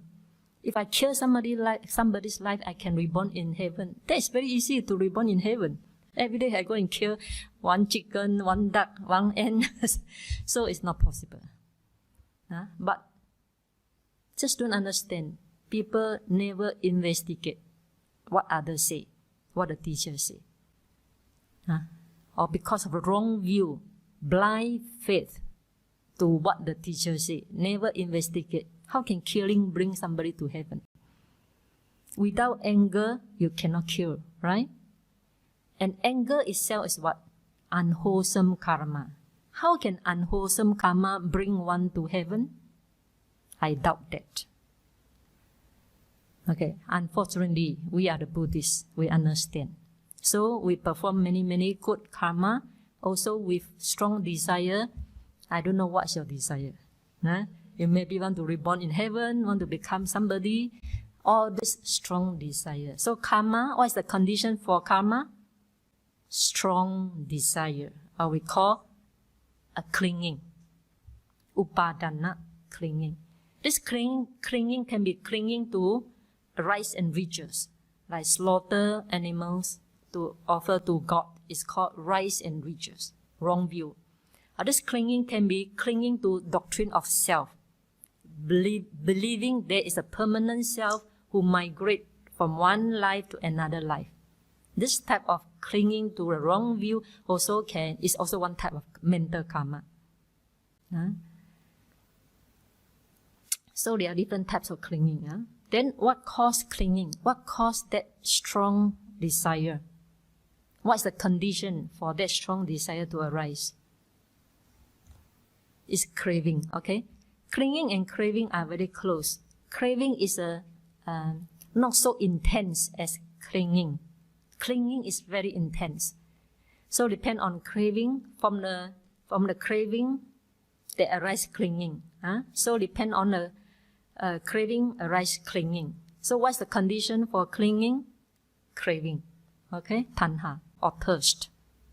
Craving for sensual desire, craving for existence, for the life to continue. Don't want to die. Want to reborn again and again and again in order to enjoy sensual pleasures. If your life is full of suffering, I don't think you want to reborn again. It's that you have not encountered enough suffering that you want to be reborn again and again. So suffering, depend on suffering, faith arises. Faith. Okay.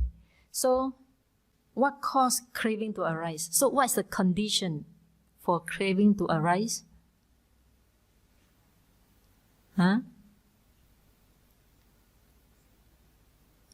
Feeling, yes, correct. Feeling. Especially pleasant feeling. For example, you want to be somebody. You want to be a lawyer, you want to be a doctor, you want to be a millionaire, you want to be a businessman, you want to be a professor. Because this name accompanied with very pleasant feeling. I am somebody. Wow, when somebody tell you professor, wow, this is a lot of pleasant feeling. Right? So this craving come from pleasant feeling. When I was in USA, I met so many professors. And their wife told me that after retired, many of them got depression. No one called them professor anymore. No more. Now he's like ordinary person. No one call him professor. He's nobody now. Only the husband of the wife. So he lose the title. Once he lose the title, unpleasant feeling. Therefore, because of pleasant feeling, craving arises. Okay? So what's the condition for craving? Pleasant feelings. Okay. Then what is the condition for pleasant feeling? What is the condition for feeling? Contact. This is very common. Even not Buddha say, we also know. When somebody call you professor, wow, very pleasant. Because of contact. Somebody call you specialist. Somebody call you lawyer, wow, you feel very pleasant. You identify that title with yourself. That makes the ego arise. Okay? That makes the ego very big. Okay. So it's the contact. Contact, there are 6 types of contact. Ear contact, eye contact, nose contact, tongue contact, body contact, and mental contact. Like the poor people, they don't have any title to be called, but they can have daydreaming. They can dream they are the millionaire now standing with the president of America. So this daydreaming also can cause that mental contact also can cause pleasant feeling in him. Okay, so there are 6 types of contact. Therefore, there are 6 types of. They have 6 types of feeling. So what caused contact to arise? What is the condition for contact to arise? 6 sense bases, right? Eye, ear, nose, body, tongue, and mind. Without this 6 sense bases, no contact will take place. Okay, this is easy to understand. Okay, then what caused 6 sense bases to arise? What's the condition for the arising of 6 sense bases? Huh? What? If you don't know, see the book. What? Nama-rupa, mentality and materiality. Huh? Without mentality, the mind cannot have contact. Huh? Without the body, how can have ear? How can you have ear? How can you have eyes, nose, and body? Only with body you have eye, you have ear, you have nose, you have tongue. Only then contact will take place. Will take place. Okay? So because of mentality and materiality, contact, those 6 sense bases arise. Then what is the condition? What is the condition for mentality and materiality to arise? Consciousness. Consciousness. Because consciousness is the forerunner for all mind activity. For mentality, consciousness is the forerunner. Without consciousness, mind and body cannot arise. Here, mentality means of mental factors. Without consciousness, consciousness is like a king. Then the mentality, all the mental factors like mindfulness, anger, sorrow, and feeling, perception cannot arise without consciousness. All this like mindfulness, concentration, wisdom, anger, delusion, all these are called mental factors. They are the ministers of consciousness. So consciousness is the head. So depend on consciousness, mentality and materiality arise. And when we come into mother's womb, the first is consciousness, come first. Followed by mental factor, in fact come together. But body is a little bit slow than mind. Okay, then what's the consciousness for? What's the condition and cause for consciousness to arise? So in this case, Bodhisattva, in this case, he did not go to Sankhara, depend on Sankhara consciousness, or depend on Avijja, ignorant Sankhara. He stopped here. Then at night, we divide the night into 3 watches. So first watch, Buddha reflected this way. Second watch of night, he reflected reverse order. We call Patiloma, reverse order. What is the reverse order? Okay, let us read. Then it becomes clear to you. Okay.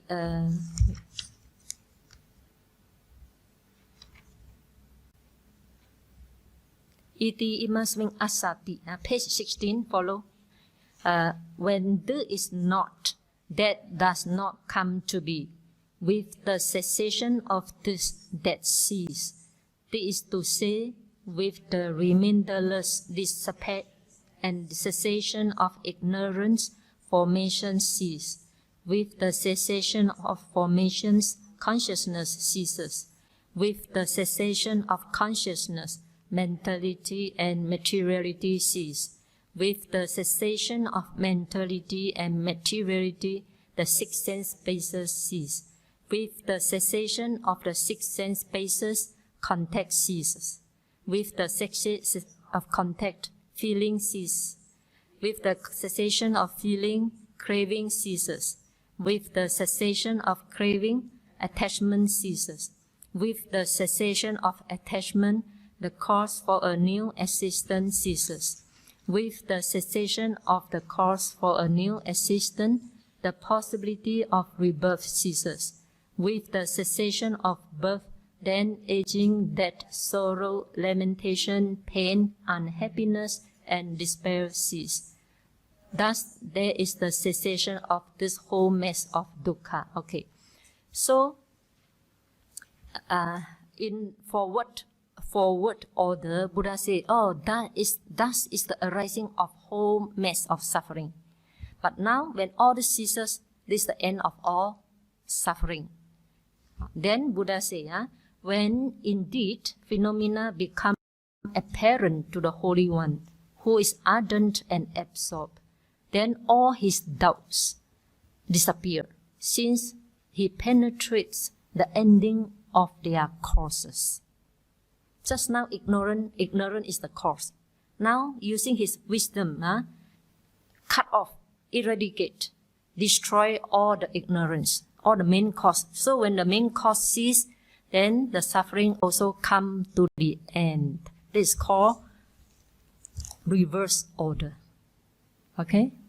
So now he has no doubt. There is a cause, and there is a cessation of the cause. So he has no doubt at all.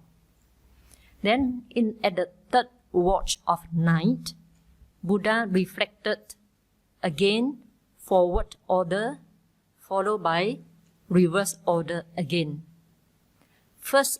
At first night, watch of night, he only reflected one, forward order.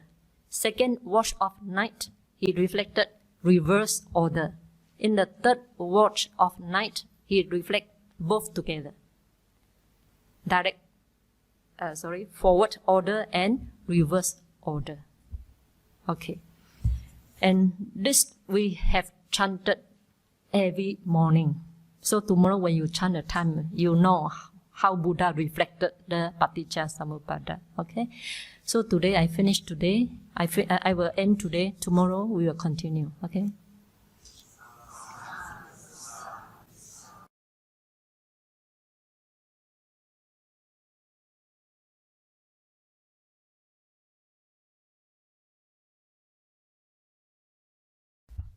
Yesterday we have talked about dependent origination, Paticca-samuppada. How Bodhisattva and how after his enlightenment he reflect upon Paticca-samuppada. And Paticca-samuppada or dependent origination consists of 12 interrelated factors. And for example, avijja, ignorant, depend on ignorant karmic formation. So ignorant is one factor, then karmic formation another factor. So all 12 interrelated factors. And I believe most of the practitioner understand or know that there is one, according to dependent origination, there's one person. Because of ignorance, he performed action, and because of action, then he was reborn. Consciousness. And because of consciousness, there is mind and body. Because of mind and body, there is 6 sense bases. Because of 6 sense bases, there is contact. Because of contact, there is feeling. Because of feeling, craving, clinging, then becoming. Because of becoming, birth. Then because of birth, aging, sickness, and death, thus arise the whole mess of suffering. But for most people, their mind think of there is one person who undergo the cycle of rebirth. This is not correct. Buddha only used conventional truth.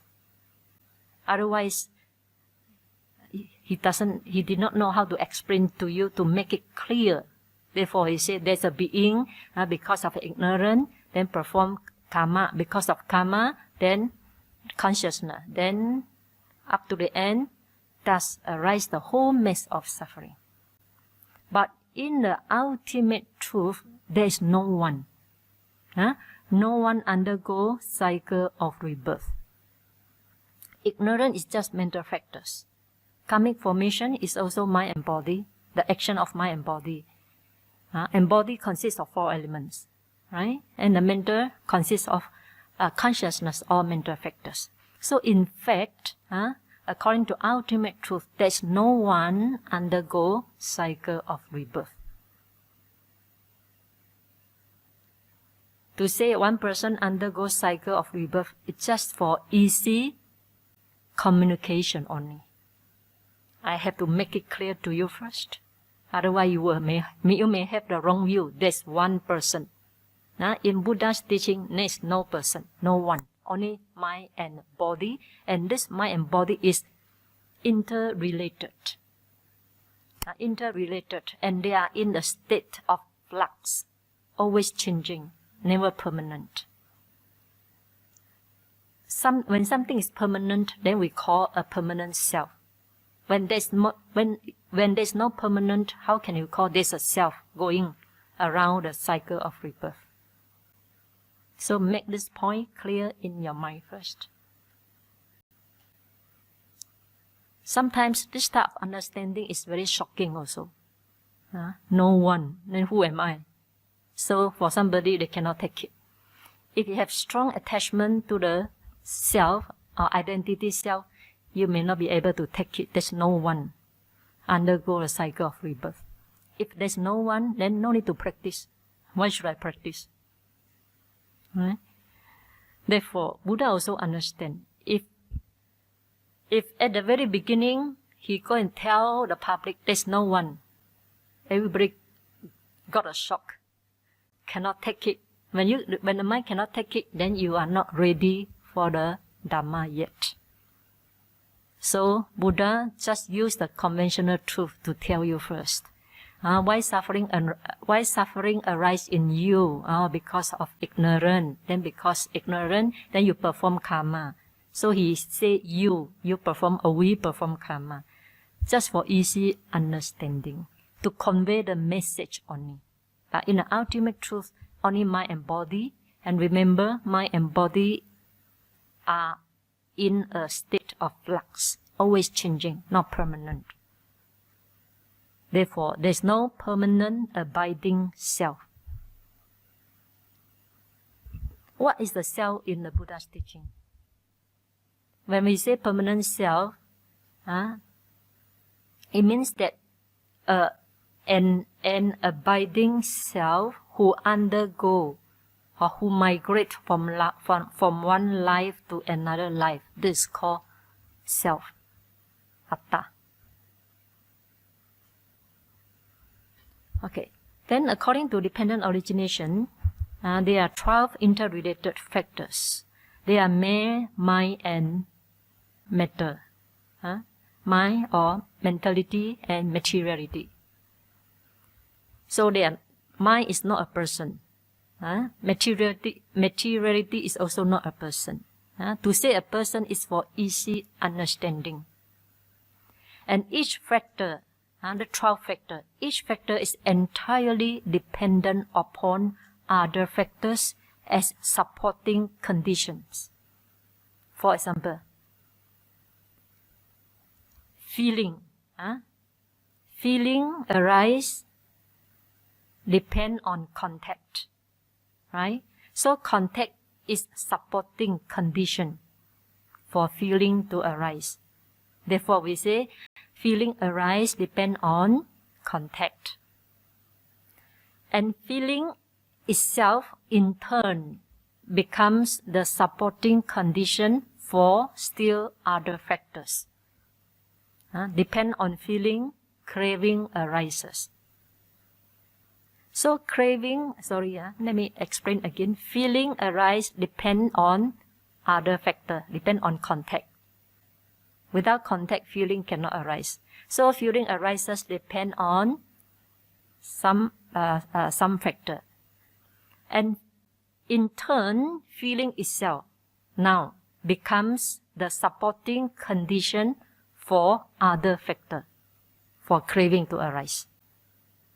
So, in this sense, feeling is conditioned and yet conditioning.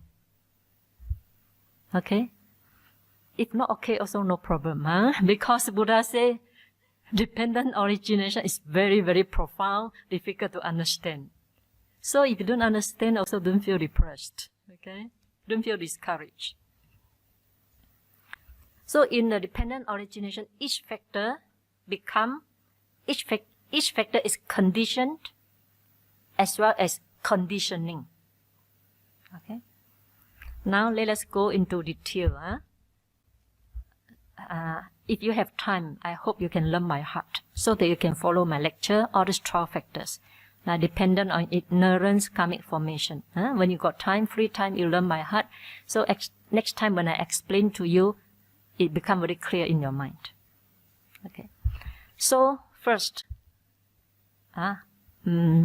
avijja paccaya sankhara. Avijja means ignorance.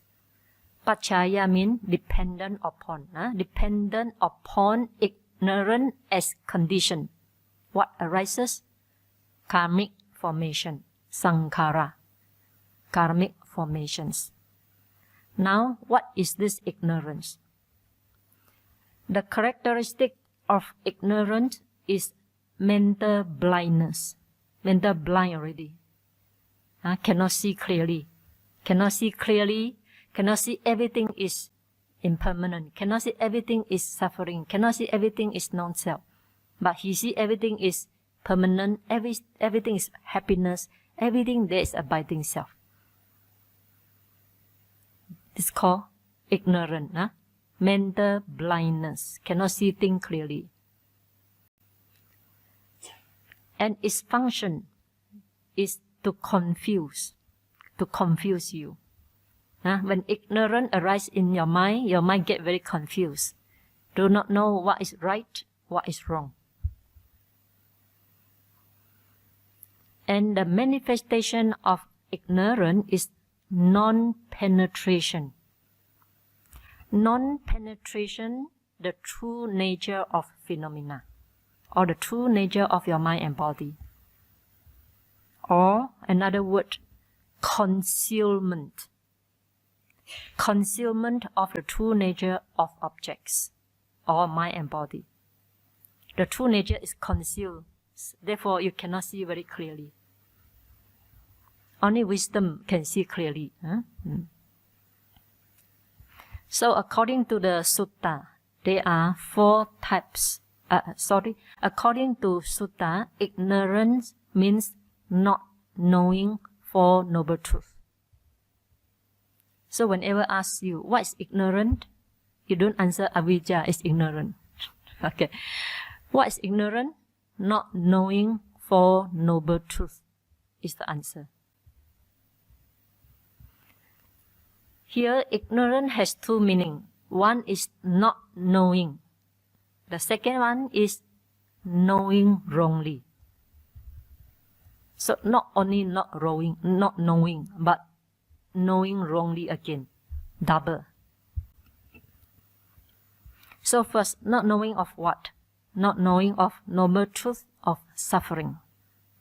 Second, not knowing the noble truth of the origin of suffering.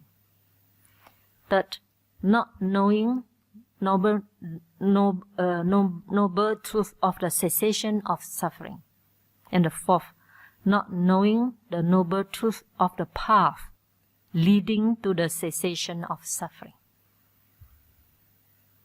This not knowing. The second meaning, knowing wrongly. So this person, so one does not know the noble truth of suffering. What is the noble truth of suffering?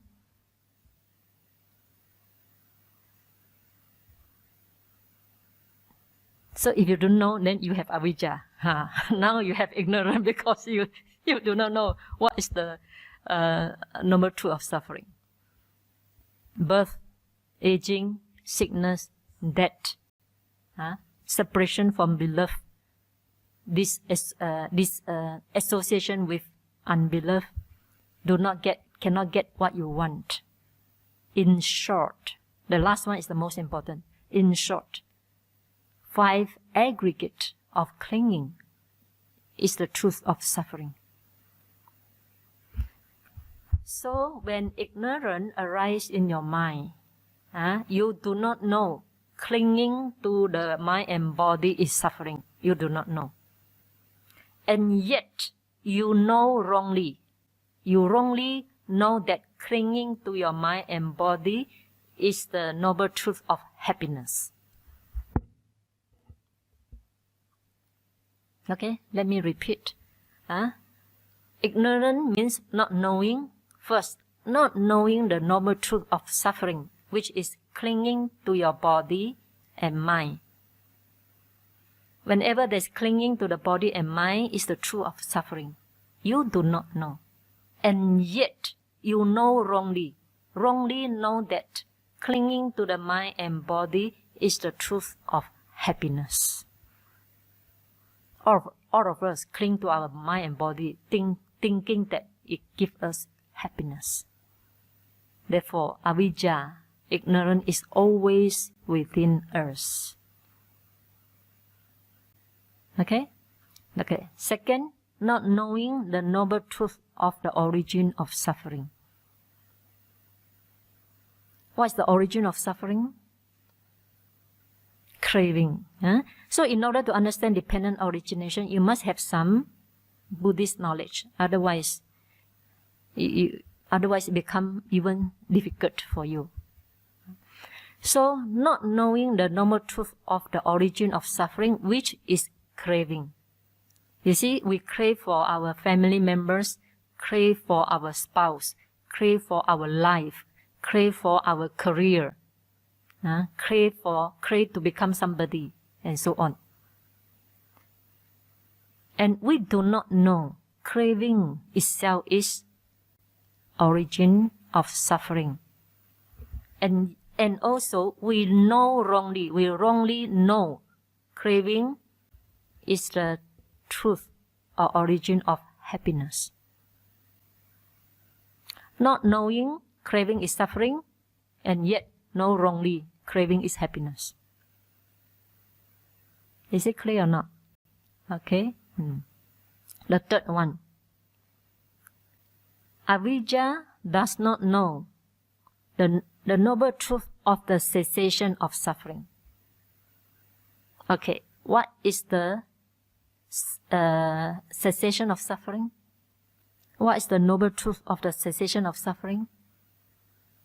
Do you know? Yes or no? No? Okay, you tell me yes or no. Do you know the truth of the cessation of suffering? If yes, then you have no avijja. If no, then now you have avijja. You have ignorance in your mind because you do not know the truth of the cessation of suffering. Okay? So the truth of the cessation of suffering is the ending of craving. For your memory, easy to remember. What caused suffering? Craving.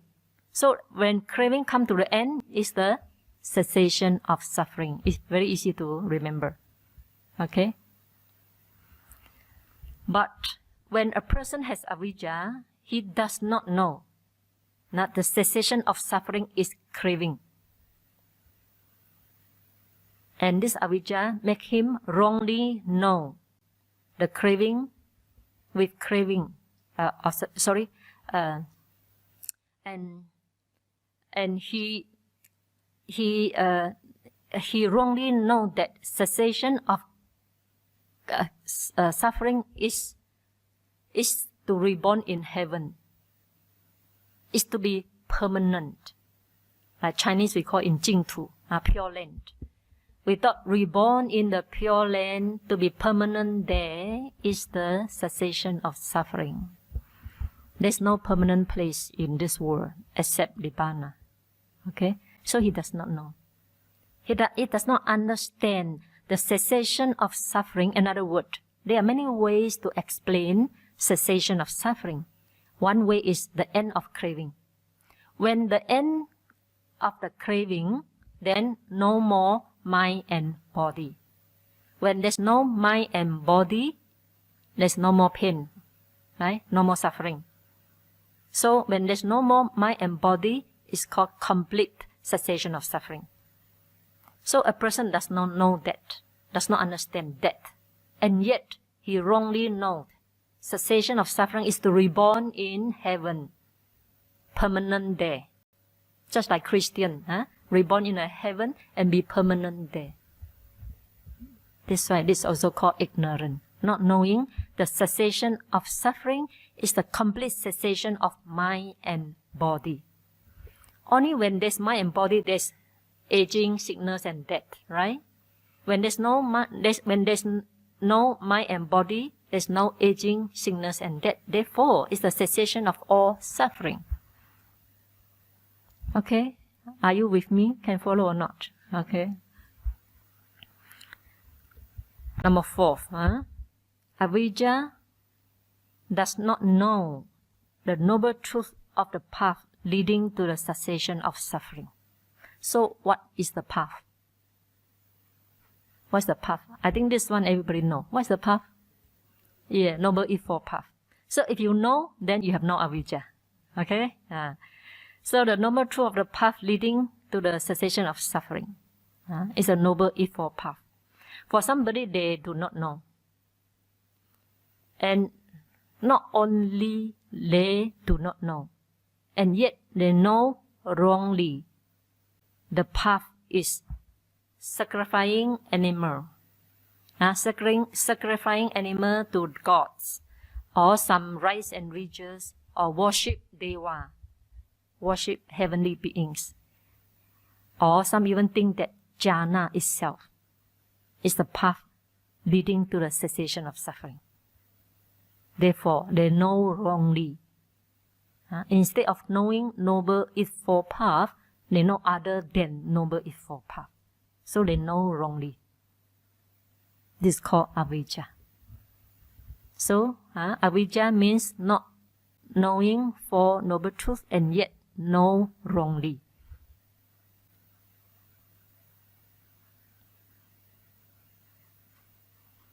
Okay, now we come to, since you understand what is the meaning of avijja, now we come to karmic formations. I will explain the meaning first, then I will explain to you the relation among avijja and karmic formations. Karmic formations, sankhara, avijja paccaya sankhara. The characteristic of karmic formation is to form. To form.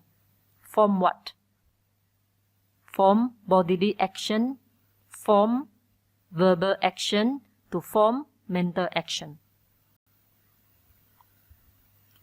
And their function, the function of karmic formations is to accumulate.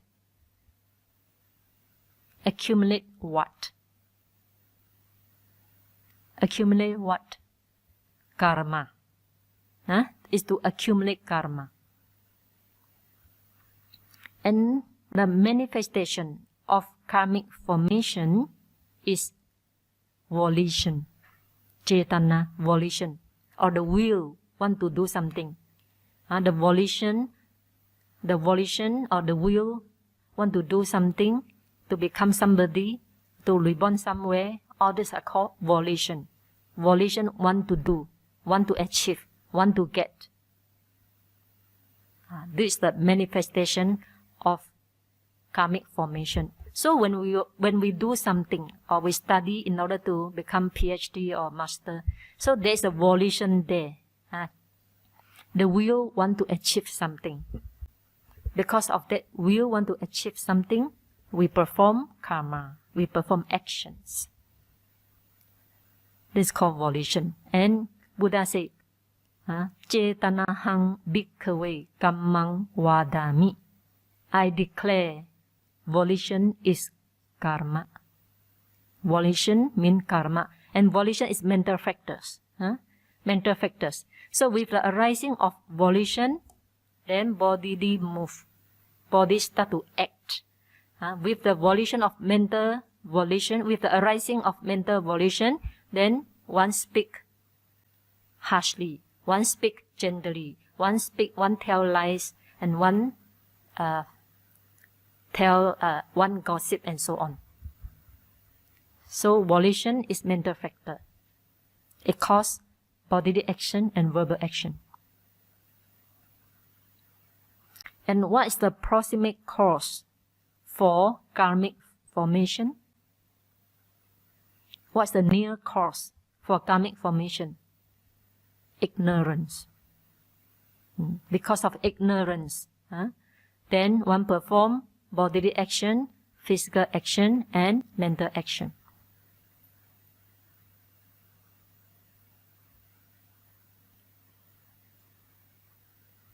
Okay, let us see the relation between karmic ignorance and karmic formation. First, ignorance does not know noble truth of suffering. What is the noble truth of suffering? Clinging to 5 aggregate. Okay, so ignorance does not know clinging to 5 aggregate is suffering. And because of not knowing or know wrongly, then one perform action, whether kusala, karma, good action or bad action, in order to get another set of 5 aggregate. Okay, is it clear or not? Because you don't understand, you don't understand having mind and body is suffering. Because ignorance does not understand. And ignorant understand wrongly, clinging to mind and body is source of happiness. And because of that, then we perform good karma. We do dana, generosity. We observe sila, morality. We practice meditation in order to get new 5 aggregate. Because we think having 5 aggregates is a source of happiness. Either you want to be born as heaven, in heavenly or in human world, or to be somebody, simply because of ignorance. Not knowing having this mind and body is the source of suffering. Okay, is it clear or not? If you're not clear, I cannot proceed. Tell me you are clear. Okay. Therefore, this subject is very difficult. Therefore, Buddha Gosa, when he want to comment this dependent origination, he said like struggling in the sea. Don't know how to comment. It's so profound and so difficult. How to comment, how to explain. Okay. So, and next, how not understand the normal truth of the origin of suffering that one performs karma. Now we go one by one. First, not understand the noble truth of suffering, one performs karmic formation, whether good or bad, in order to get new 5 aggregate. Or in other words, in order to get new life. More easy to understand. In order to get new life. We all want to get a new life, right? Then second, avijja, not knowing the noble truth of the origin of suffering. What is the noble truth of the origin of suffering? Craving. Okay, so not knowing that and know wrongly that craving is the origin of happiness. Then we perform action to satisfy our craving. To satiate our craving. We perform good action to satisfy our craving. Or somebody, because of wrong view, they perform unwholesome action like killing, cheating. Because they cheat, business cheating, they can get lots of money. So because of craving for money. They thought craving is the source of happiness. So they cheat somebody in order to get money to satisfy their craving. So they perform unwholesome action. Okay? This one example. Okay, the third one.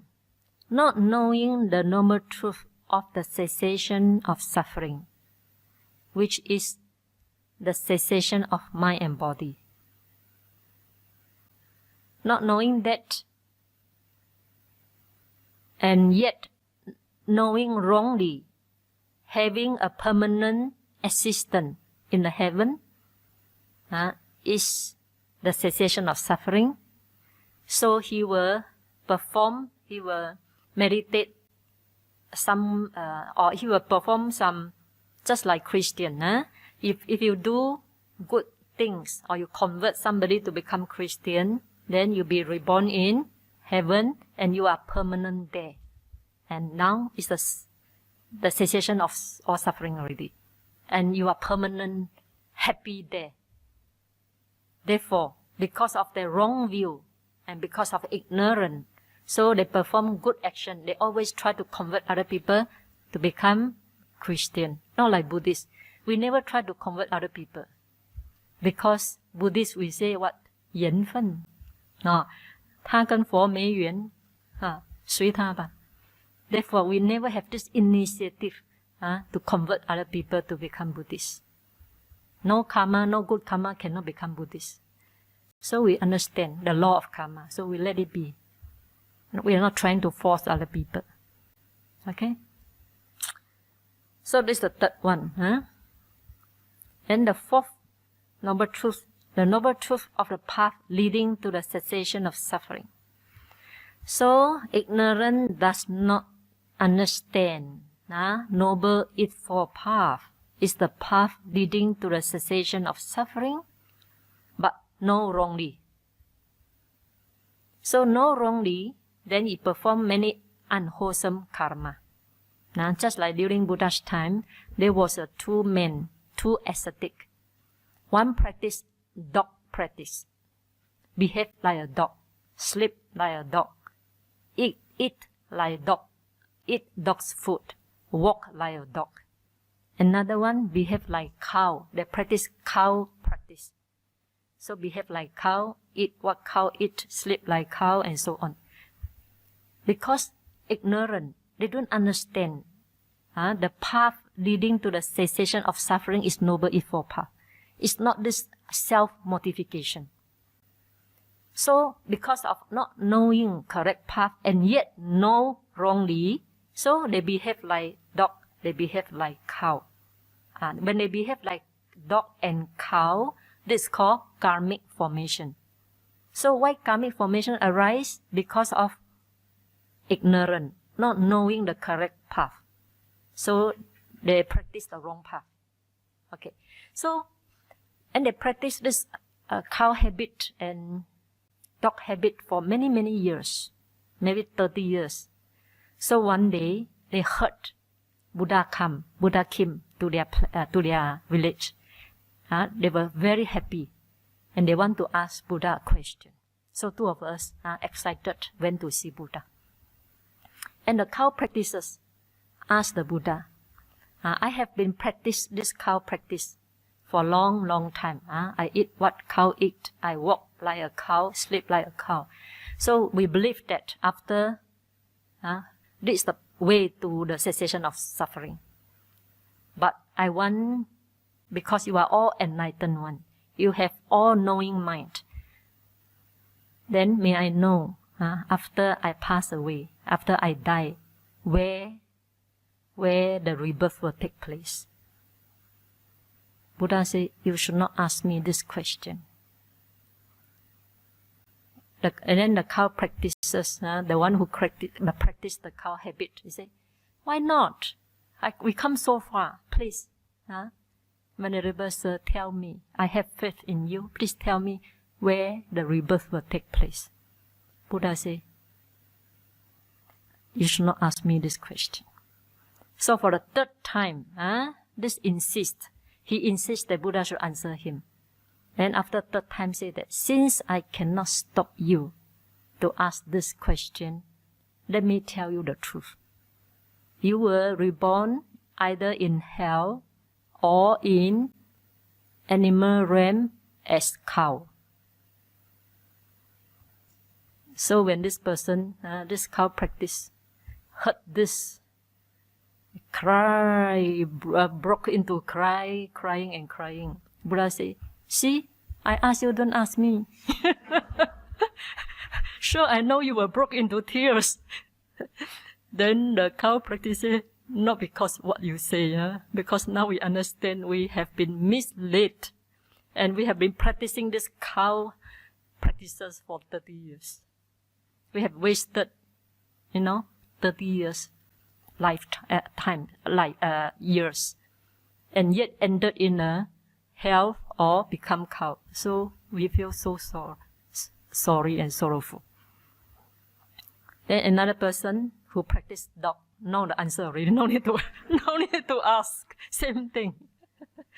So this is how ignorant are dependent on ignorant karmic formation. Therefore, in order to meet with the teaching of the Buddha, be able to meet with the correct teaching, with the teaching of the Buddha is your good karma.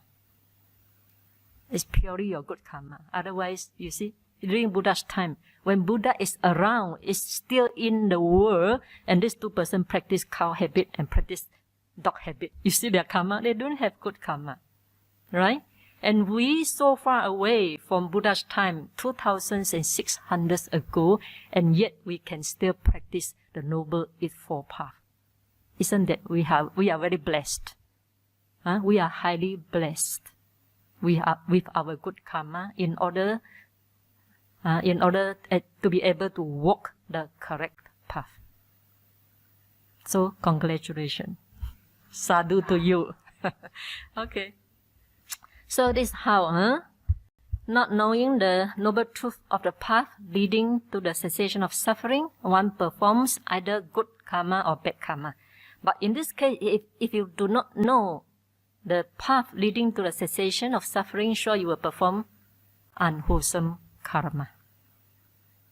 So now can you see the relation, how dependent on ignorant karmic formation, good or bad, arise? Can you see the relation or not? Yes? Okay. Then we should stop here. Because otherwise it becomes more and more complicated.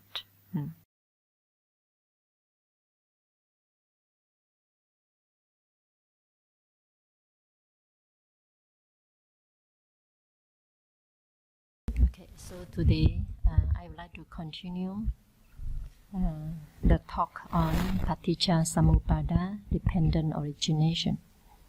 Last time we have talked about avijja paccaya sankhara, dependent on ignorance, karmic formations. Now we come to the second link, dependent on karmic formations, consciousness. Sankhara paccaya vijñānam. This link is very complicated. A lot of information you never heard before.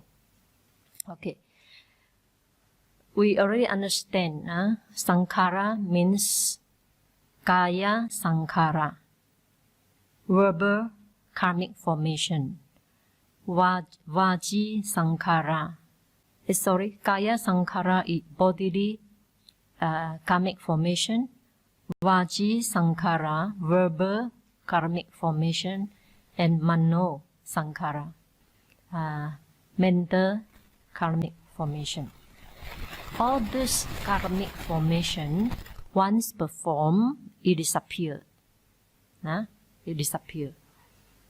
Like, as I said before, the chores you have done this morning has already passed away, has already gone, but this chores, this good wholesome deeds you have performed, leave behind karmic energy. And this karmic energy, when met with favorable conditions, it will produce rebirth consciousness. It will produce consciousness. So, sankhara paccaya vijñānam. Vijñāna here is called consciousness. There are 4 types of consciousness. One is called wholesome consciousness. The second is called unwholesome consciousness. The third is called resultant consciousness. And the fourth we call functional consciousness. Wholesome consciousness and unwholesome consciousness will produce result. And resultant consciousness itself is a result already. Functional consciousness cannot produce result. It's only doing something, but not producing any result. It's called functional consciousness. So, in the second link, Sankhara Paccaya Vinyanang, karmic dependent on karmic formation, Vinyana, consciousness arises. Here consciousness refers to resultant consciousness. What are the resultant consciousness? Rebirth consciousness. The first moment of conception in the mother's womb. The first thing that arises is called rebirth or relinking consciousness or rebirth consciousness, relinking consciousness. And in our life, after rebirth consciousness, then gradually in our life there arise eye consciousness, ear consciousness, nose consciousness, tongue consciousness, body consciousness, and mental consciousness. All these are also resultant consciousness. All this also produced by karmic formation, produced by our karma done in the past. So how karma, now I'm going to tell you how karma done in the past produce new birth, produce relinking or rebirth consciousness in this very life. Okay? Let's say I perform, like I'm giving a Dhamma talk here. This is Kusala Dhamma, wholesome karma. And when I finish my talk, this Sankhara, wholesome Sankhara, wholesome karmic formation has gone, right? No more. However, it leaves behind karmic potency. And this karmic potency will follow my mental stream. Consciousness is a continuity of process. It keeps on moving on. Arising, passing away, arising, passing away. But it carries all the karmic potentiality with it. Although consciousness arising, passing away, all our karma performed, whether good or bad, will follow this consciousness. When this karmic can bear its result, depend on conditions. When all the conditions ripen, then it will bear its result. Let's say, this karmic wholesome karma of giving Dhamma talk ripen, and during my dying moment in this very life, during my dying moment, and the good karma of giving talk ripen will produce its result in next life as human being or as heavenly beings. Only this two. So during my dying moment, the last few moments, this karma ripen, then this karma will manifest itself by one of the three signs. Number one is called karma. So I will see myself during my dying moment. I will see myself as though I am preaching the Dhamma again. The second is called sign of karma. Sign of karma, then I will see this microphone I use when giving talk. Or I may see the book I use or the environment. This is called sign of karma. I will see it. The third is sign of destination. Indicates where I will be reborn.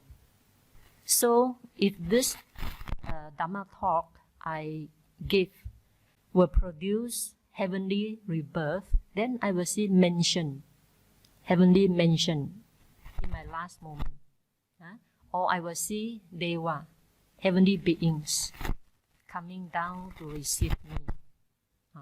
But if I were reborn as human being, then I may see mother's womb, red color. I will see like red color things in the mother's womb. Okay, so this is called sign of destination. Indicates where rebirth will take place, either in heaven or in human world. Okay, so during this last moment, the mind will grasp this object, either karma or sign of karma or sign of destination. And this moment, when the mind grabs this object, then death consciousness occurs. Death. So my life faculty is cut off. Then I die. Okay? When I die, will the rebirth continue or not? Yes or no? Why? Why rebirth must continue for me? Simply because ignorance and craving are not uprooted completely yet. Okay? These are the two root causes for rebirth: ignorance and craving. So therefore, rebirth has to be continued. So after that consciousness, without a gap, no gap in between, rebirth consciousness will arise, or called relinking consciousness. This rebirth consciousness will arise, take the same thing, either karma or sign of karma or sign of destination. To make it easy understand, let's say karma. I see myself as though I am preaching the same thing again, same Dhamma talk again.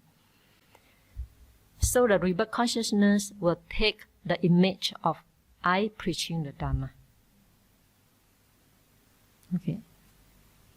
So now a question comes. Why this consciousness arise? Why rebirth consciousness arise? Is the rebirth consciousness wholesome consciousness or resultant consciousness? Resultant. Yes. What is the karma that make this resultant consciousness arises? Preaching the Dhamma. Yes. Therefore, sankhara paccaya vijnana. This vijnana is resultant, we call relinking consciousness. It arises depend on past sankhara, past life sankhara. Because consciousness is the first consciousness in this life. It cannot come from this life anymore. It's the first mind moment, right?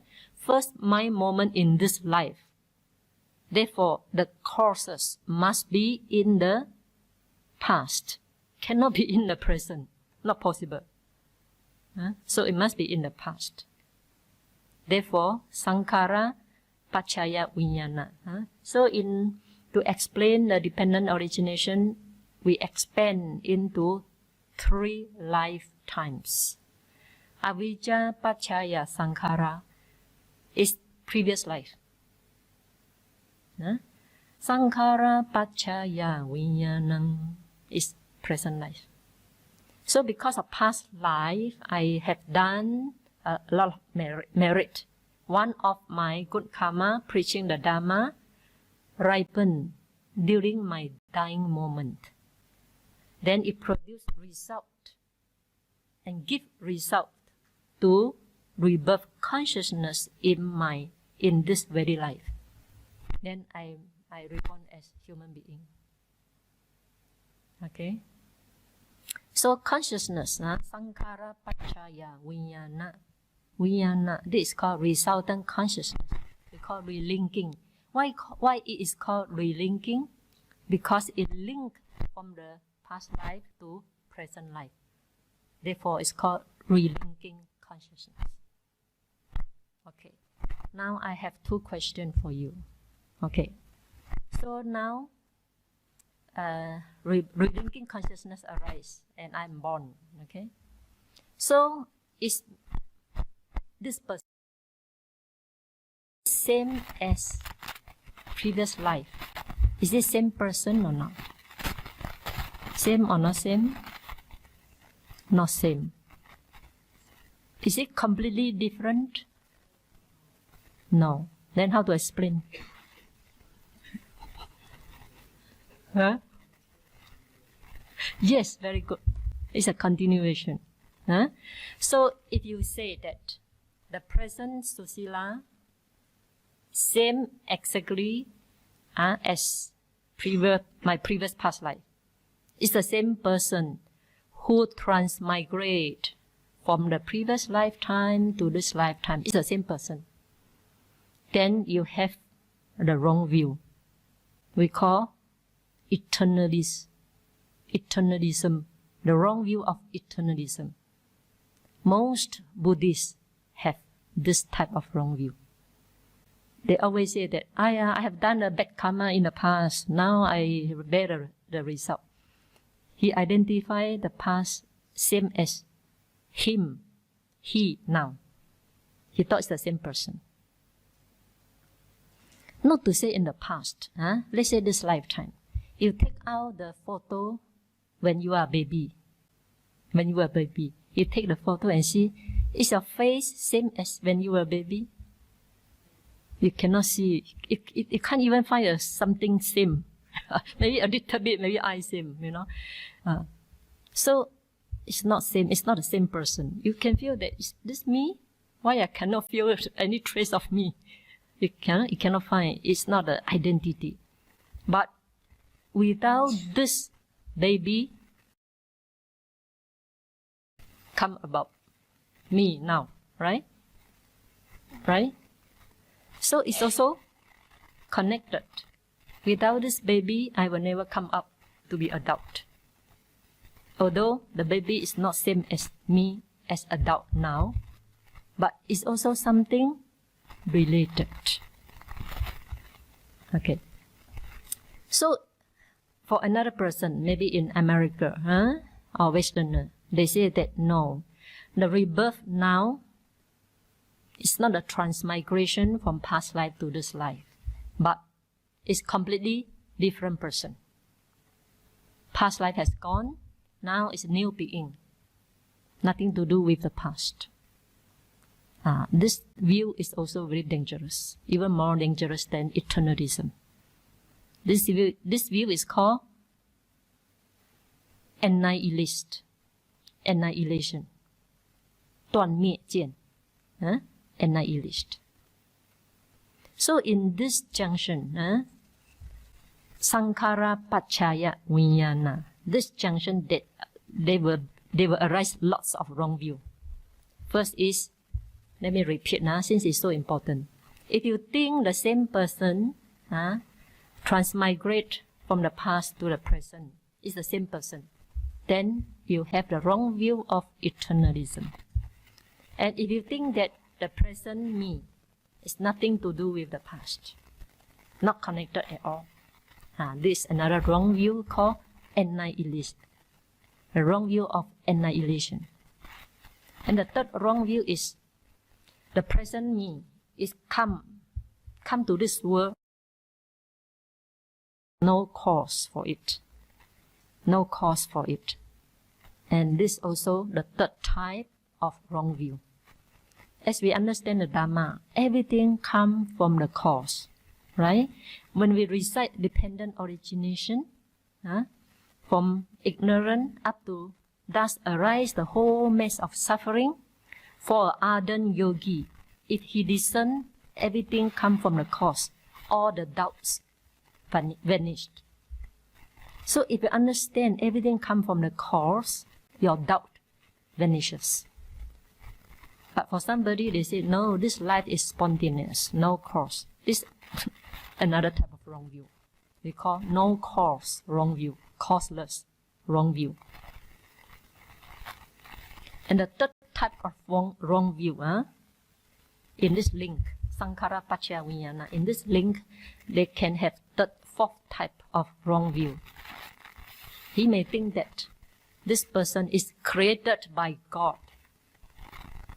The me is created by God or created by Brahma, according to Hindu belief. Is created by Brahma. According to Christian belief, may be created by God. So there is a creator and there is a creation. There is four types of wrong view. So how to solve this problem? How to answer if we say, if no identity? So you should answer, neither identity nor otherness. Neither same, exactly the same identity, nor different, diverse, completely diversity. Also not correct. So neither identity nor otherness. It's just a continuity of process. Continuity of process, I mean. Okay?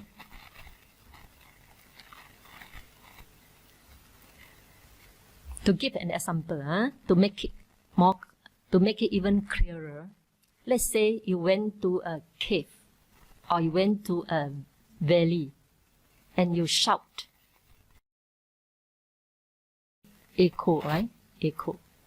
Is it echo same as your voice or not? Is it echo exactly same as your voice? Or is it echo your voice? No. But without your voice, can the echo arises? Also cannot. Right? Okay. Another example. Let's say the stem, seal. It's called seal. Okay. You take the seal and stamp here. It leaves the impression, right? Impression. Is the impression, although it's the same as your seal, right? Is the impression same exactly the seal? No. But without this seal, it's about cannot. Okay? Example. Let's say you light up a lamp. So there's flame. You also see the flame with the lamp. Then another person take a lamp and using your flame and light up his lamp using your lamp. Okay? Now his lamp also got flame. So can you say his flame same exactly as yours? Cannot. These two different flames, right? But without your flame first, his flame cannot come about. Right? And yet you cannot say this one same exactly as this one. This one is this one. No. No one can accept that. But without the first flame, the second flame cannot come about. So there is a connection, right? There is a continuity. This way, it's neither the same nor otherness. And the process of life is just a continuity of process. So if you can understand this point, then you will not have eternalism view. Neither you will have annihilation view, nor causeless view, nor creator. We are created we are created by Brahma or gods. So all this wrong view will be dispelled for those who understand cause and effect.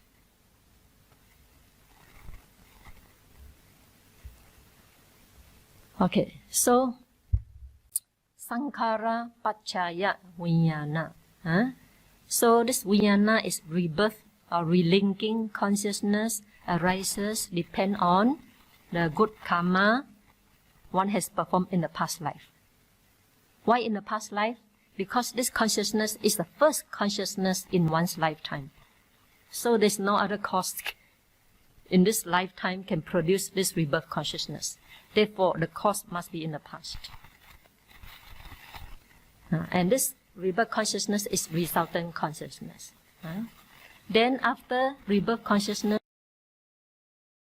to Bhavanga. In my first public interview, many people talk about Bhavanga. Now we come to Bhavanga. After first rebirth consciousness and still in the mother's womb, there's no cognitive process. The eyes, ear, nose, body is not formed yet, right? So the ear cannot hear, the nose cannot smell. So there's no cognitive process. But the life must be continued. Therefore, after rebirth consciousness, Bhavanga consciousness will arise for many times to preserve the life, to let the life continue. Otherwise, the life will be cut off. The life means the continuity of consciousness is called life. Okay. So at that time, Bhavanga means factor of life, or life continuum, will arise to preserve the life, to preserve the continuity of life, or continuity of consciousness, until the eye faculty is developed. Then you can see. Then eye consciousness will arise. Until the ear faculty is developed, then you can hear. Then ear consciousness will arise. And also when the body is fully developed, then you can touch, you can sense, then we call sensing consciousness or body consciousness will arise. So eye consciousness, ear consciousness, nose consciousness, and tongue consciousness, body consciousness, all these are called resultant consciousness. They are produced by past life. This same, my consciousness of some are produced past life, some are present life. Okay. Now we are talking Sankhara Paccaya Vijnana first.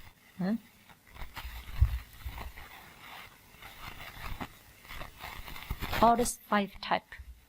Rebirth consciousness is mind consciousness also. And other mind consciousness and 5 eye, ear, nose, body, tongue are all resultant consciousness. This is called Sankhara Paccaya Vijnana. We have performed abundant of unwholesome karma or wholesome karma in the past. So this wholesome and unwholesome karma keep on producing various types of consciousness. Like in this present life, one time we see, we hear, we taste, we tongue very fast, because our past karma keep on producing resultant consciousness. Complicated, right? Okay, I temporarily stop here for a while, otherwise become too complicated. If got time, I can continue.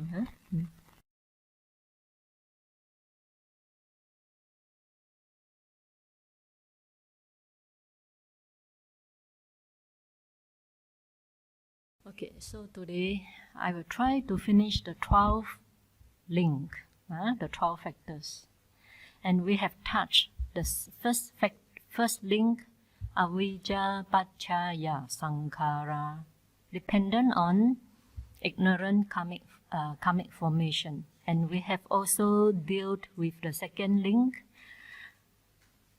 Sankhara Paccaya Vijnanam. Today we are going to the third link, Vijnana Paccaya Nama Rupam. Okay, so for the second link, dependent on karmic formation, consciousness. So this paccaya, Sankhara Paccaya Vijnana. This Paccaya means direct producing cause for the second link. But for the third link, Vijnana Paccaya Nama Rupa, dependent on consciousness, mind and body. This Paccaya means condition, supporting cause, not a direct producing cause. So, Vijnana here can be, let us explain Vijnana first, consciousness.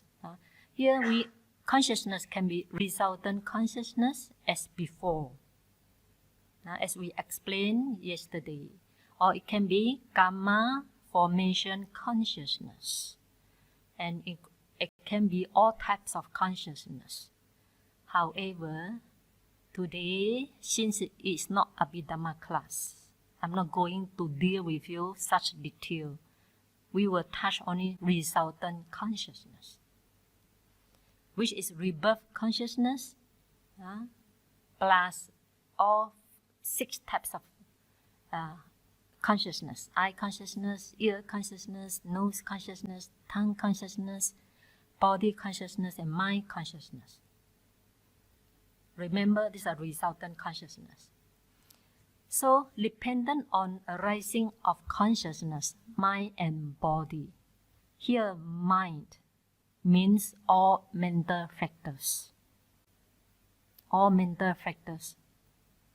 So, at the very moment of conception, rebirth consciousness arises in the mother's womb. And remember one principle: consciousness cannot arise alone. It must be accompanied by several, at least 7 types of mental factors. For example, contact. The mental factors of contact must be there. Then feeling must be there. Perception must be there. Attention must be there. Another one is life faculty. So at least 7 mental factors we call universal mental factor must be arise together with all types of consciousness. But in this case, they arise together. Consciousness and mental factors arise together. And although they arise together, but it depend on consciousness, mental factors arise. Therefore, depend on consciousness, mind arise, mind and body. I'm now explaining to you mind first. Then we'll go to body. Okay, nama rupa. So in this case, consciousness is a supporting cause for mental factors to arise. And in fact, they all arise together. I think you still remember what's the meaning of sammupada, paticca sammupada, dependent origination. Sammu means samma upada. Samma in Malay language is called together. Upada is arising. So dependent on consciousness, they arise together. What arise together? Mental factor and mentality, materiality, including consciousness, all arise together.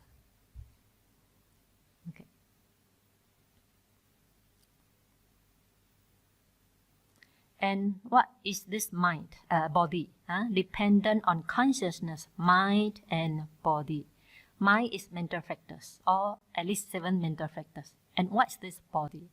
So at the very moment of conception in the mother's womb, there are 30 rupa. Rupa means materialities arise. The number 1 is called body decade kalapa. Body decade kalapa. The second group is right in a group form. Heart base decade kalapa. Mean one group got 10 rupa. Therefore we call decade kalapa. And the third is sex decade kalapa. So at the very moment of conception, the sex is determined already. Whether this baby is female or male is determined already at the very first moment of conception. So dependent on this rebirth consciousness, then mental factors arise, and these 30 types of rupa, materiality, arise together. So this body initially is like, just like a drop of water, because it cannot be seen with ordinary eyes. Only through the development of times, then slowly this drop of water become more solid and gradually develop into fetus. Then gradually it get a nutriment from the mother again and again. Then slowly it develop, become bigger and bigger, until the eye faculty is developed, ear faculty is developed, nose, tongue, body, and mind, until all these 6 bases are developed, even in the mother's tongue, in mother's womb. Okay, so now you understand, dependent on consciousness, mind and body. Mind is the accompanied mental factor. Body is list 30 group, 3 group of kalapa. One is called body decade kalapa. The second one is called heart base decade kalapa. The third one is called sex decade kalapa. So this, the third link. Now we go to the fourth link. Dependent on nama rupa, 6 sense bases. So inside mother's womb, the 6 sense bases, eye faculty, ear faculty, nose, tongue, body are developed. And my base, 6 bases. My base is not a physical base, it's consciousness. Mind base is consciousness. So dependent on mind and body, 6 sense bases will arise. How mind,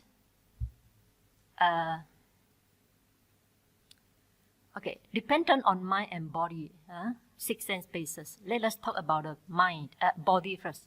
Dependent on body, 6 sense bases arise. Here body, mind and body, here body means 4 elements. Earth element, water element, fire element, and wind element. So these 4 elements are called primary elements. And dependent on these 4 primary elements, 5 sense bases. Eye sensitivity, ear sensitivity, nose sensitivity, tongue sensitivity, and body sensitivity arise. And this 5 sensitivity we call 5 bases are called derived materiality. Derived from where? From the 4 elements. Therefore, dependent on body, which is 4 elements, 5 sense bases arise. Okay? Now there's another last one called mind base. Mind base is consciousness. So depend on mind and body, consciousness arise. So here mind means mental factors, right? Without the arising of mental factors, consciousness also cannot arise. Their relationship is mutual support. So now in this case, mental factors become conditioning. It conditions consciousness to arise, or it supports consciousness to arise.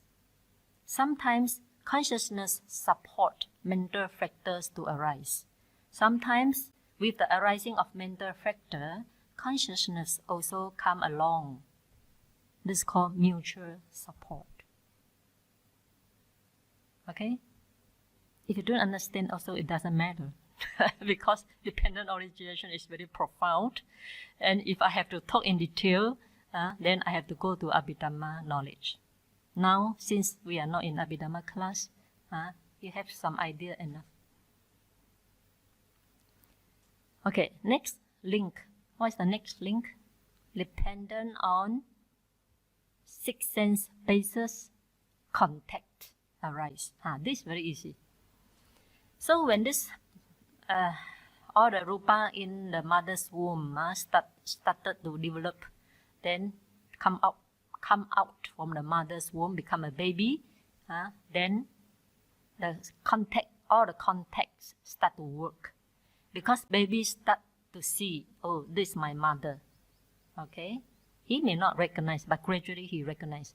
So this is my mother, this is a human being. So gradually he recognizes when all the senses, eye, ear, nose, body and tongue, and mind, all senses are developed. Then his eyes start to see something. Or visible objects start to impinge his eye sensitivity. That impingement is called eye contact. Then sound start to impinge his ear sensitivity. That impingement is called ear contact. Then he can smell something. So any frequent things, any smell come to contact with his nose sensitivity, then it's called nose contact. Then he can drink something, mother's milk. So when mother's milk come to contact with his tongue sensitivity, there is tongue contact. Then his body can sense this is soft, this is hard. There is body contact. And his mind also know how to think already. When hungry, he know his hunger, so he cry. So his mind know how to think. There is body contact. Mind contact. When he think of something, there's mind contact. Therefore, depend on the six sense bases, 6 types of contact arise. This is very easy to understand. Then, dependent on contact, what arise? Feeling. As a practitioner, you should understand this. Otherwise, you don't understand the Dhamma well. Depend on 6 contacts. Let us forget about a baby. Then think of your own experience. When your eye, let's say we go for lunchtime. When your eyes start to see on the food, there's what contact? Eye contact. Any feeling arise in you or not? Yes or no? Yes. So no need to wait for Buddha to explain to you. You experience it yourself. So when the eye come to contact with the food, what type of feeling arise in you? Mostly pleasant feeling, especially when you are very hungry. That pleasant feeling, I want you to take the food so eagerly. So pleasant feeling arise in you. Then when your eye, not in this retreat, when your eye come to contact with someone you don't like, any feeling that arise in you? Yes. What type of feeling? Unpleasant feeling, right? Okay. Then when your eye come to contact with a stranger, you don't know him well, any feeling arise in you? No feeling, right? No feeling. Most people will experience no feeling. That no feeling is neutral feeling. There's not a time no feeling one. Whenever you feel, whenever there's contact, there must have either one of the three feelings. Whether it's pleasant, if not pleasant, it can be unpleasant. If not unpleasant, it must be neutral feeling, neither pleasant nor unpleasant.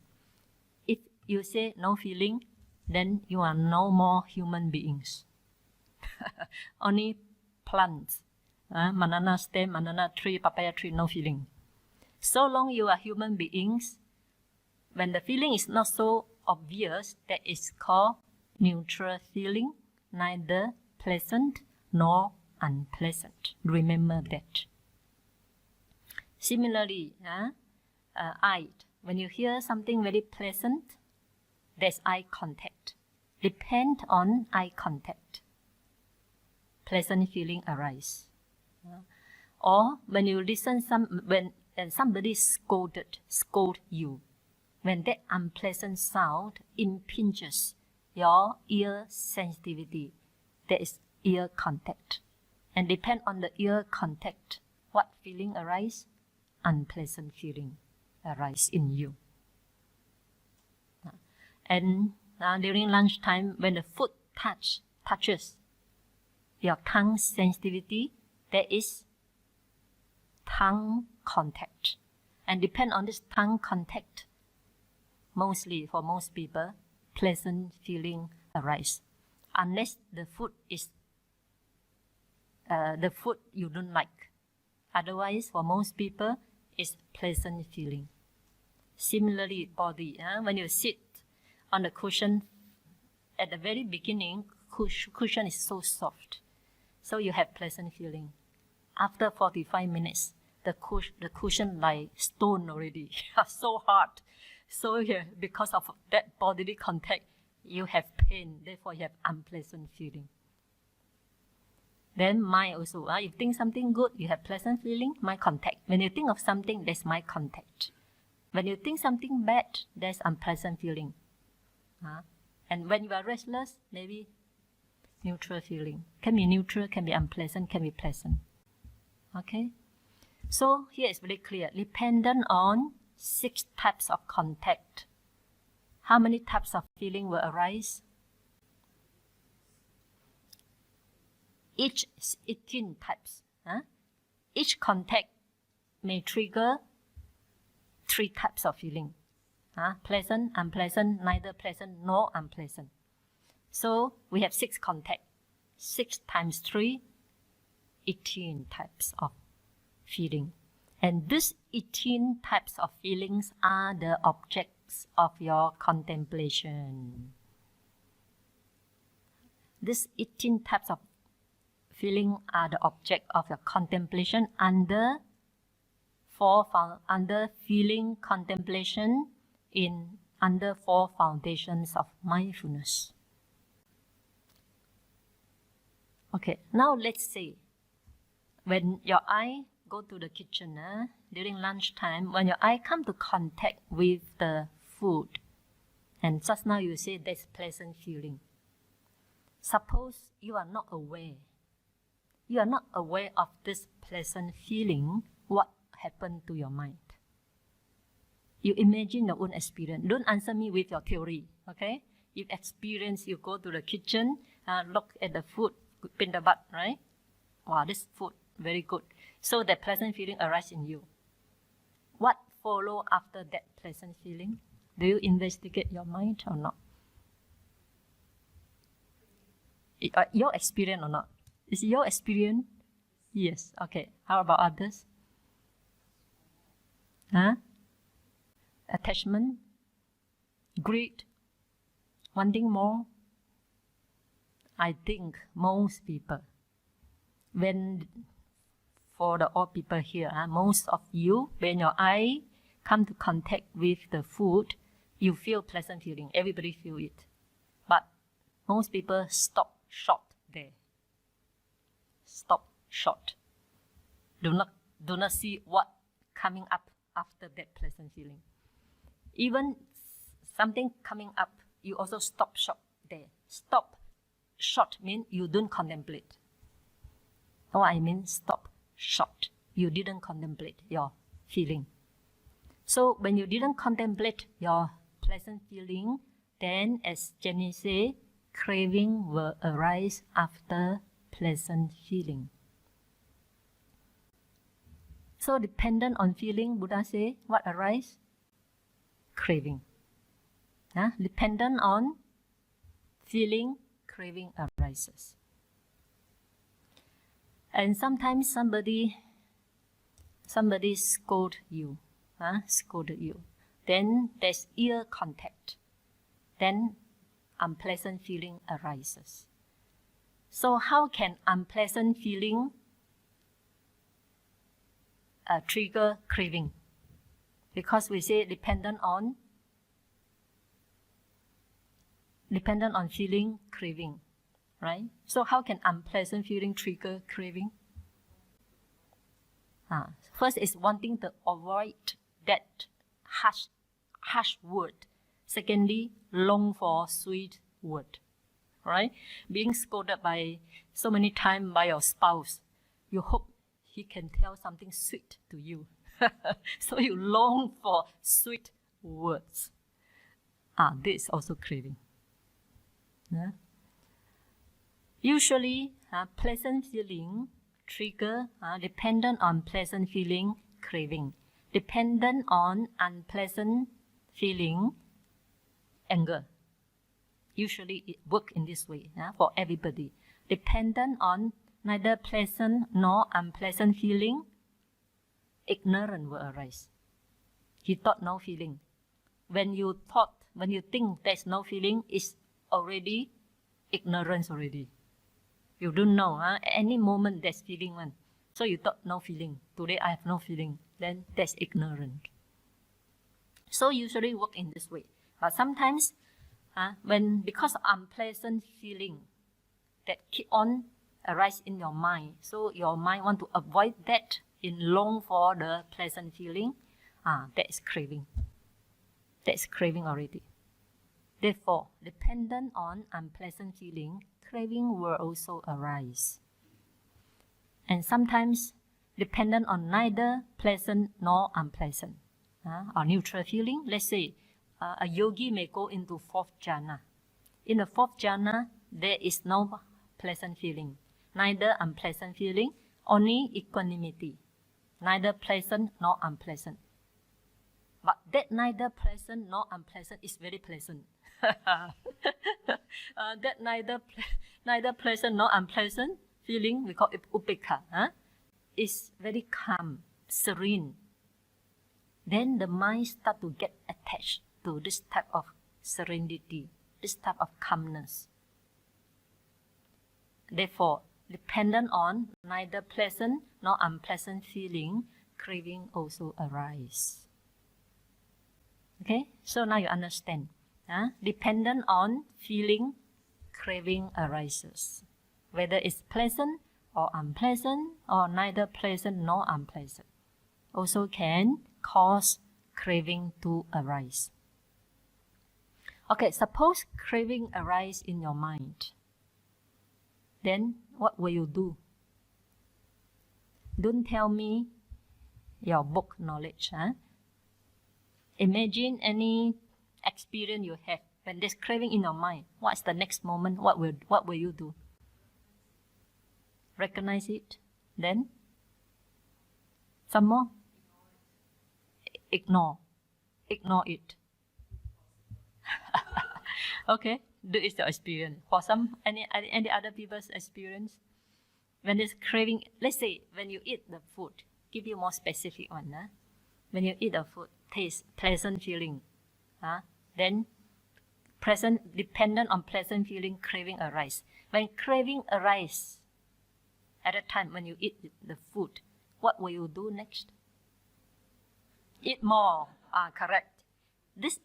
Because the mind having craving in the mind, you want to eat more. So you want to eat more, you have to stretch your hand, right? Otherwise, how to eat more? Stretch your hand, take more. 1 spoonful, another spoonful, third spoonful. This stretching your hand to get something is called clinging. Clinging. You stretch your hand because craving become intense. You need to act. You need to act already. So you stretch your hand. This stretching out to get something you want is called clinging. So depend on craving, clinging arise. And when you stretch something to get the food you want, is this action or not? Yes, this is action. So this is called action already. Therefore, any action done based on craving and clinging will produce its karmic effect. Because just now you stretch your hand to get something is pushed by craving and clinging, right? So being pushed by craving and clinging, you stretch out your hand to get something you desire. This is just an example. In our daily life, there are so many examples. You go window shopping. When your eye sees something you want, so you walk in and buy one. So this buying something you want is called action already, right? This action is pushed by what? Craving and clinging. So after buying it, you have performed one action. That action leaves behind karmic energy.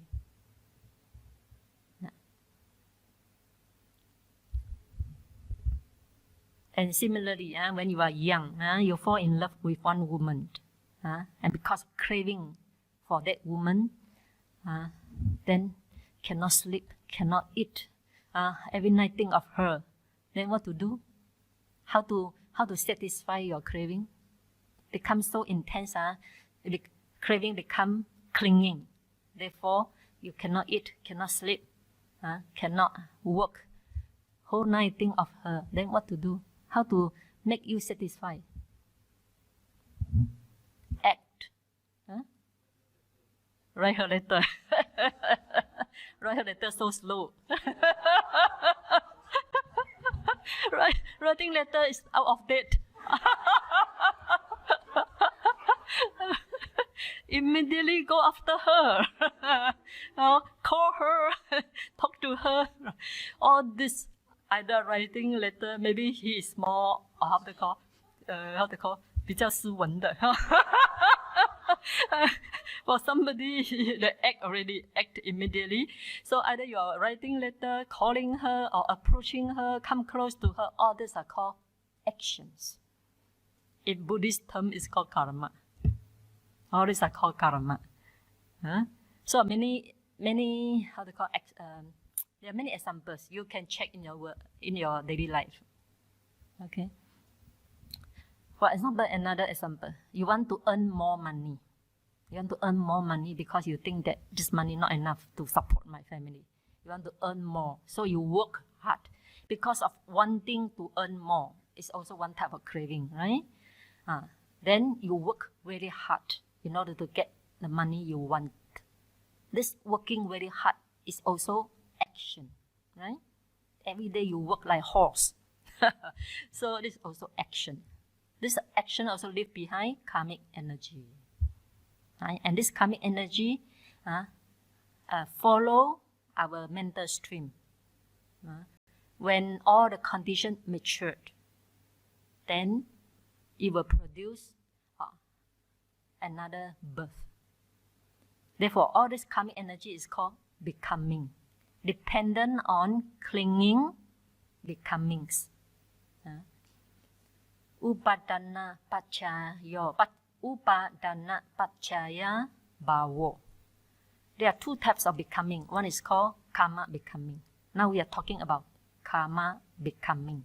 All the bodily action, mental action, physical action are called karma becoming. Previously, we talked dependent on ignorance, that is sankhara, right? So that is past life. That sankhara and this becoming is the same thing. It's a karmic bodily action, verbal action, and mental action. But that sankhara, dependent on ignorance sankhara, that belong to previous life. Now becoming here belong to present life. Now we have performed so many karma, good or bad, all leave behind karmic energy. And all this karma are being pushed by craving. Craving is the how to call behind the action, to push you to do this so that you can get what you desire. What you desire at mentally without action, then you cannot get the thing you want. So you have to act, whether verbally or physically.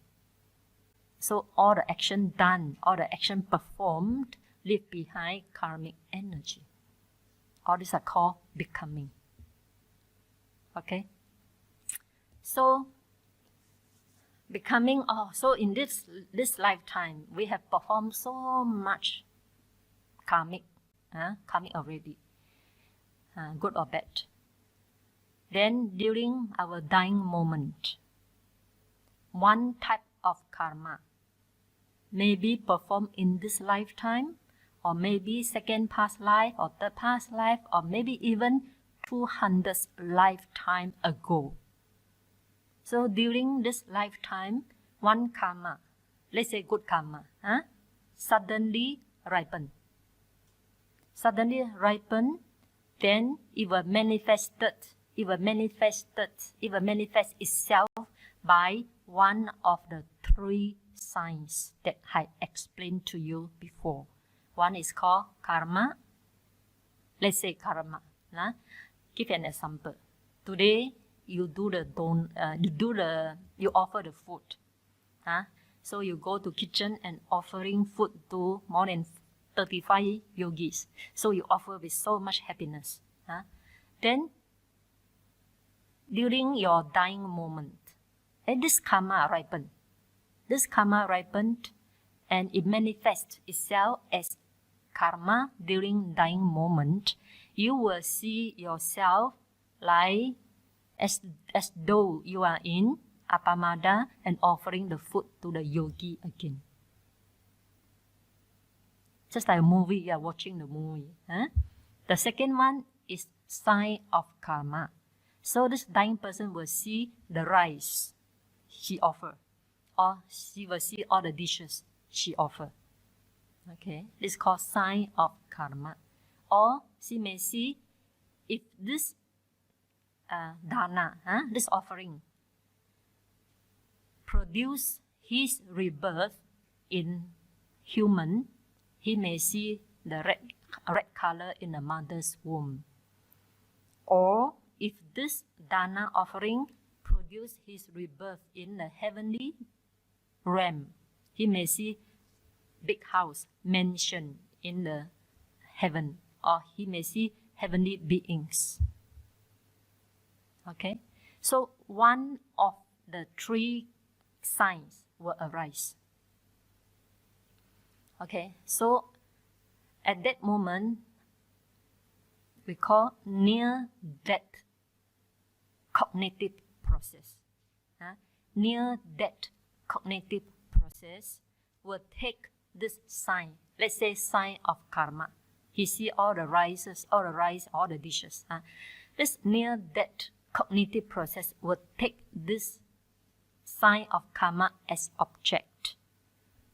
Then followed by death consciousness. Then this person pass away. After death consciousness, this person pass away. But that dana offering produce his rebirth. Therefore, dependent on becoming birth, new birth comes about, dependent on becoming new birth. And this new birth, the first moment of birth is called rebirth consciousness, right? And this rebirth consciousness will take this sign of karma, like rice or dishes. One rebirth consciousness arise and pass away, followed by 16 bhavanga mind, followed by many bhavanga mind. And gradually, in mother's womb, then you develop the physical, become a small lump of flesh in the mother's womb until this baby is what? Born. Until this is born, then you become a baby. When the life start to go on, then along the life you will face sickness, aging, old age, and finally death again. Again, same thing, the same process will go on endlessly without stop. Therefore, Buddha said, thus arise aging, sickness, death, sorrow, lamentation, pain, despair. Thus arise the whole mass of suffering. Arise, this last word also important. Arise the whole mass of suffering. So in this dependent origination, Buddha never say a person. He didn't say that, thus this person suffer a lot, or this person suffer endlessly. No, he never say like that. He said that, thus arise the whole mass of suffering. So the great commentator, Buddhaghosa, said that only suffering. No one undergo suffering. Suffering exists, but no one undergoes suffering. This is correct view, right view. If you say that, oh, I undergo suffering, I undergo cycle of rebirth, cycle of birth and death, is also correct, but it's conventionally, we speak it conventionally only. But when you say like that, in your mind, you must be clear. There's no one undergoes suffering, but suffering remains there. It's suffering having mind and body only. Suffering owing to having mentality and materiality. So all this dependent origination, 12 factors, are connected with only mind and body, mentality and materiality. Simply because you have not yet let go the identity view, Sakkaya Ditthi. So you identify, oh, it's my ignorance, oh, my karma, oh, my karma perform, so give rise to new rebirth. It's because we human beings, most of us, have not yet eradicated this identity view. Therefore, we identify the ignorant is myself, karmic formation is myself, contact is myself, six sense basis is my six sense basis. Because of six sense basis, there's contact. Then there's a pleasant feeling. I experience pleasant feeling. And because of that pleasant feeling, I have craving. And because of that craving, I have clinging. And in order to satisfy my clinging, I have to act. So you put everything I. Therefore, this dependent origination become yours. Become yours. Buddha never tell like that. Buddha use conventional truth to say there's one person, but otherwise how to explain the Dhamma? If Buddha didn't use the conventional truth, most people cannot understand what Buddha is trying to say. So conventional truth is for convenient, for the sake of convenient, for easy to convey his message. But as a practitioner, in order to grow, in order to develop our understanding and wisdom, we have to go beyond that. Otherwise, your identity view will become very strong. And the first aim to become Sotapan, stream enterer, is to cut this identity view. So you don't make it stronger. You make it weaker by always go to the ultimate truth. Not seeing a person, you see the suffering, yes, but you don't see a person who suffers. Just like when you see the pain, you don't say, my pain, my pain. If you say, my pain, oh, my pain is killing me, then you cannot bear the pain at all. Why? Because you identify the pain with yourself. But you see pain as pain. Suffering exists, but no sufferer. No one suffer the pain. Then who experience the pain? If you say suffering exists, but no one suffer the pain, then who experiences the pain?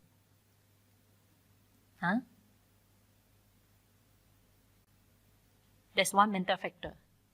So anytime if I check with you, there's no one, then your mind quickly go back to only mind and body, these two. So answer the question using these two as your base. So who suffer the pain? Unpleasant feeling. We have one unpleasant feeling, right? At that time, unpleasant feeling experience the pain. Is that unpleasant feeling yourself or not? Yes or no? No. Unpleasant feeling is not a self. When we talk about a self, it means that it's an abiding, permanent self. So if that pain or unpleasant feeling is yourself, you can immediately shift your posture. Then that pain and unpleasant feeling disappeared. But you yourself remain sitting there, right? Do you disappear together with the unpleasant feeling? No. So you yourself remain sitting there. So this clearly shows that unpleasant feeling or pain is not yourself, right? If it were self, then you die together with unpleasant feeling. And one day, how many unpleasant feelings you have? How many? Cannot count. So if you think that all these unpleasant feelings are yourself, then you have already died many times. Also cannot count. Right? If you identify unpleasant feeling as yourself, then you also die many times or cannot count. So this type of wise attention is important for you to understand nothing is myself. Right? All are conditioned phenomena. When you talk about conditioned phenomena, it means that all these things are produced by causes. Therefore, it's called conditioned phenomena or called sankhara. So all these sankhara are produced by causes. Is the cause permanent or impermanent?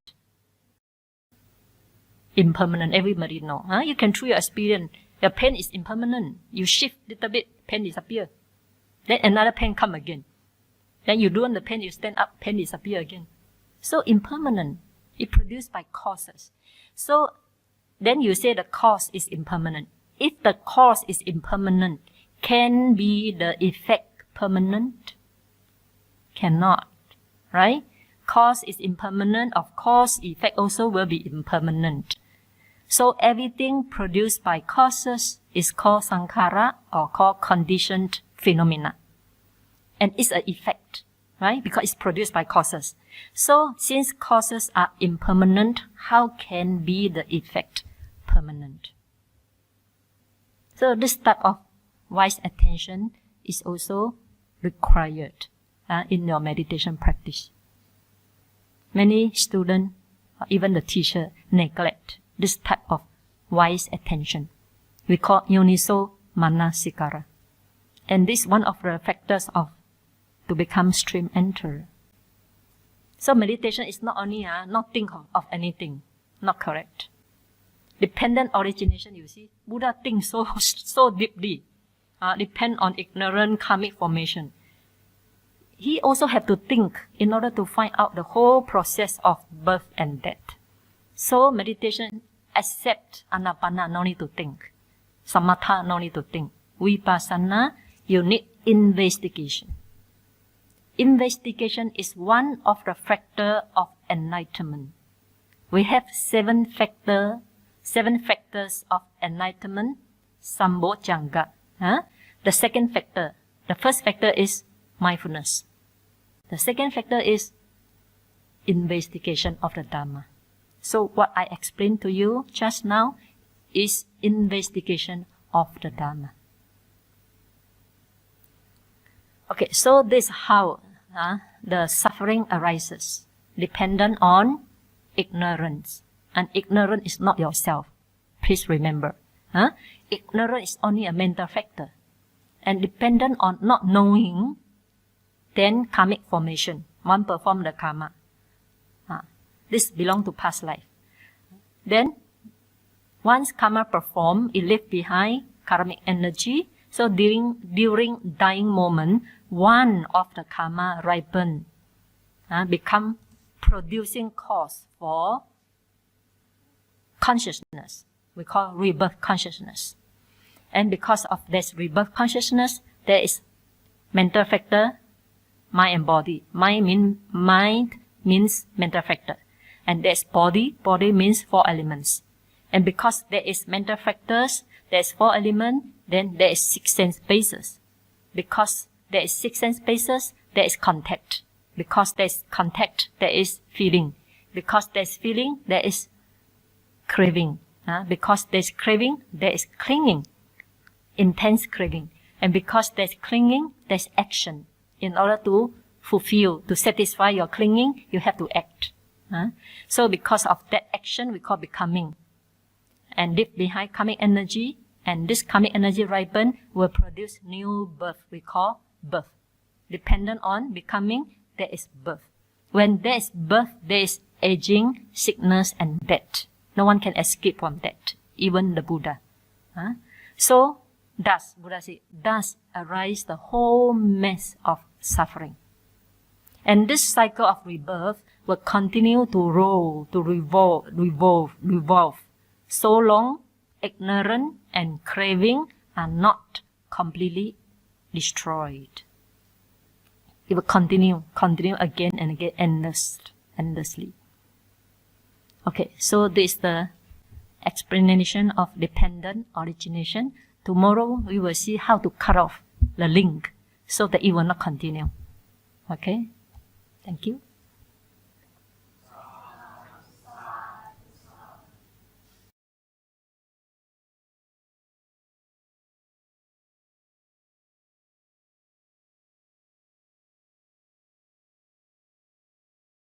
So let's recite together the formula of dependent arising, paticca samuppada.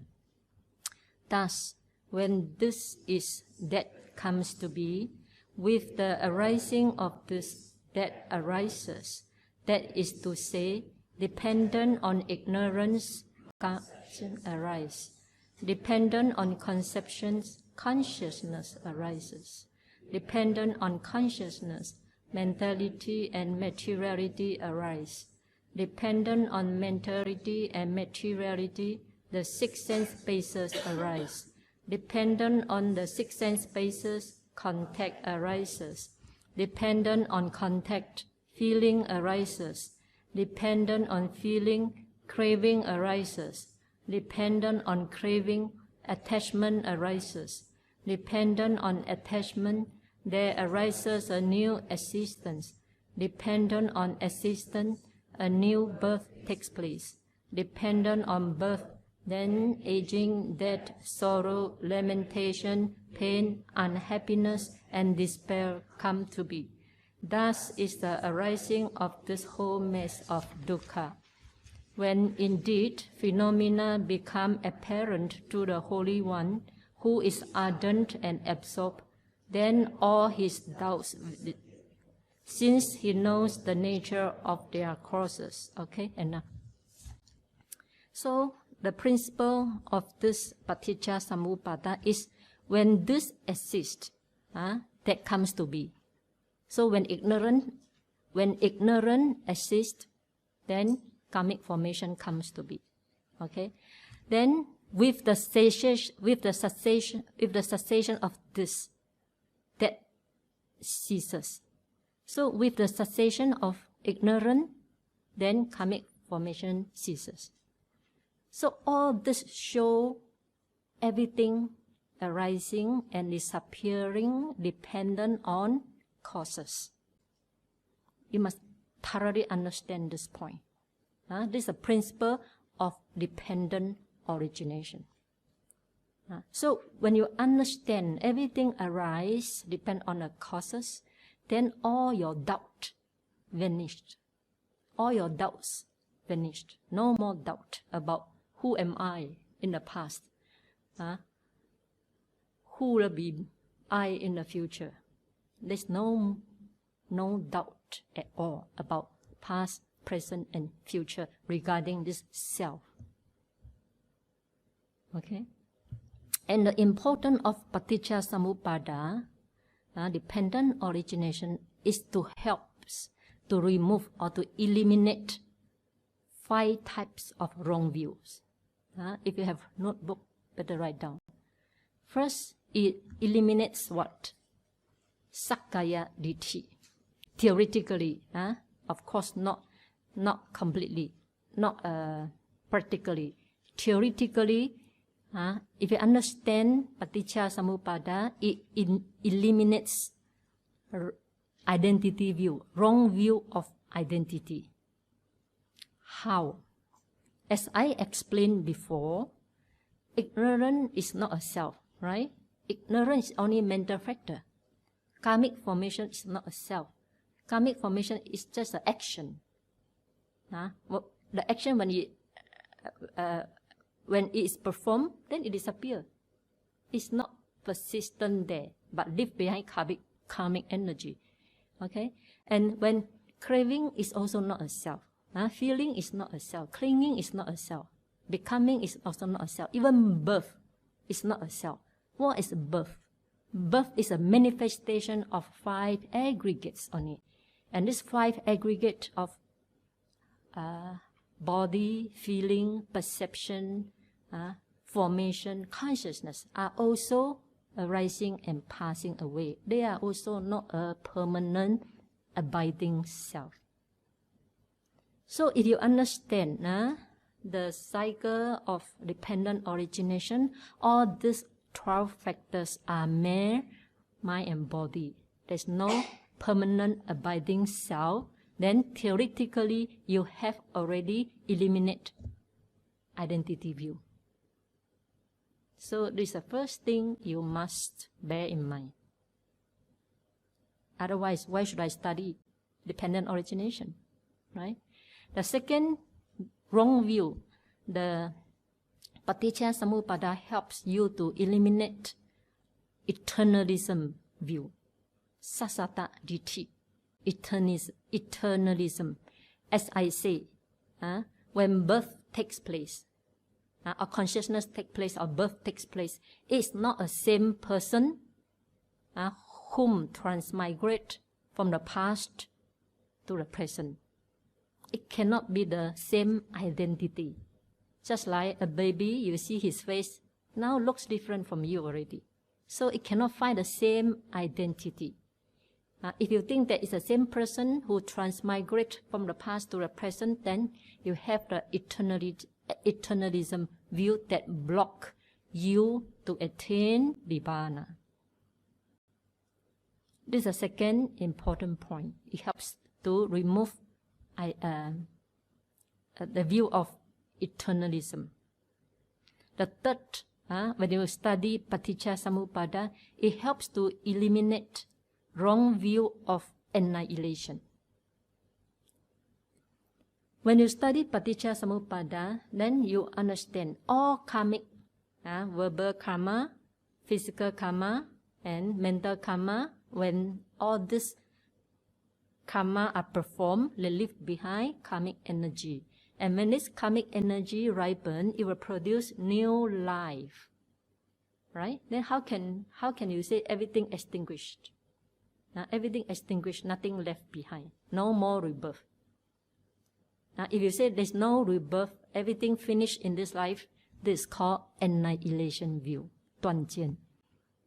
But now you understand already, dependent origination, whatever karma we perform, leave behind karmic energy, they produce new rebirth. So if you have this understanding, you will not entertain the view of annihilation. Okay? And the number 4, Paticca Samuppada also helps to eliminate ahetuka ditthi, causeless, the view of causeless, no cause at all. Why I come to this existence? No cause. There's no reason for it. I just come.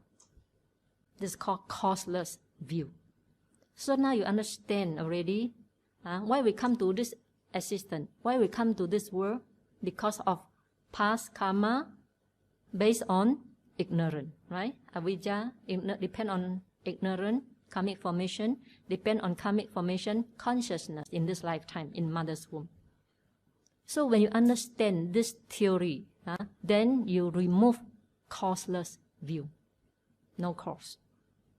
Now you know everything comes from a cause, or maybe not a cause, many causes. This is the 4th. You help you to remove the 4th type of wrong view. Number 5, dependent origination also help to eliminate the view of creator. The view, of course, we Buddhists never believe in creator, but some people believe in creator. So this dependent arising also help us to eliminate the wrong view of creator. We are not created by the God. We are created by our karmic formations based on ignorance and craving. This is the correct view. Okay. And so long we do not, and so these 5 types of views stand in the way to obstruct us towards enlightenment. This means that this 5 type of wrong view also are the obstacles, the strong obstacles that block us to attain or to become Sotapan, to become stream enterer. Therefore, it is very important to understand Paticca Samuppada to help us to eliminate these 5 types of wrong view first before we come to meditation practice. Otherwise, when you come to meditation practice, when you have unpleasant feeling, you say, I am unpleasant, I am unpleasant. You are strengthened the identity view again and again, again and again. Then you are far away from attainment of Nibbana. Right? So whatever arises in the mind and body, do not identify with it as I, myself. If you understand dependent origination, everything arises depends on causes. So why the pain arises? Why the unpleasant feeling arises in you? Simply because there's cause. What is the cause? Because of having a body. Because of having body, there's pain. Arahant also got pain, but Arahant no mental pain. We have once we experience physical pain, we also have mental pain. So we have double pains. But Arahant no. The moment, as long as you have physical body, you have the pain. So what?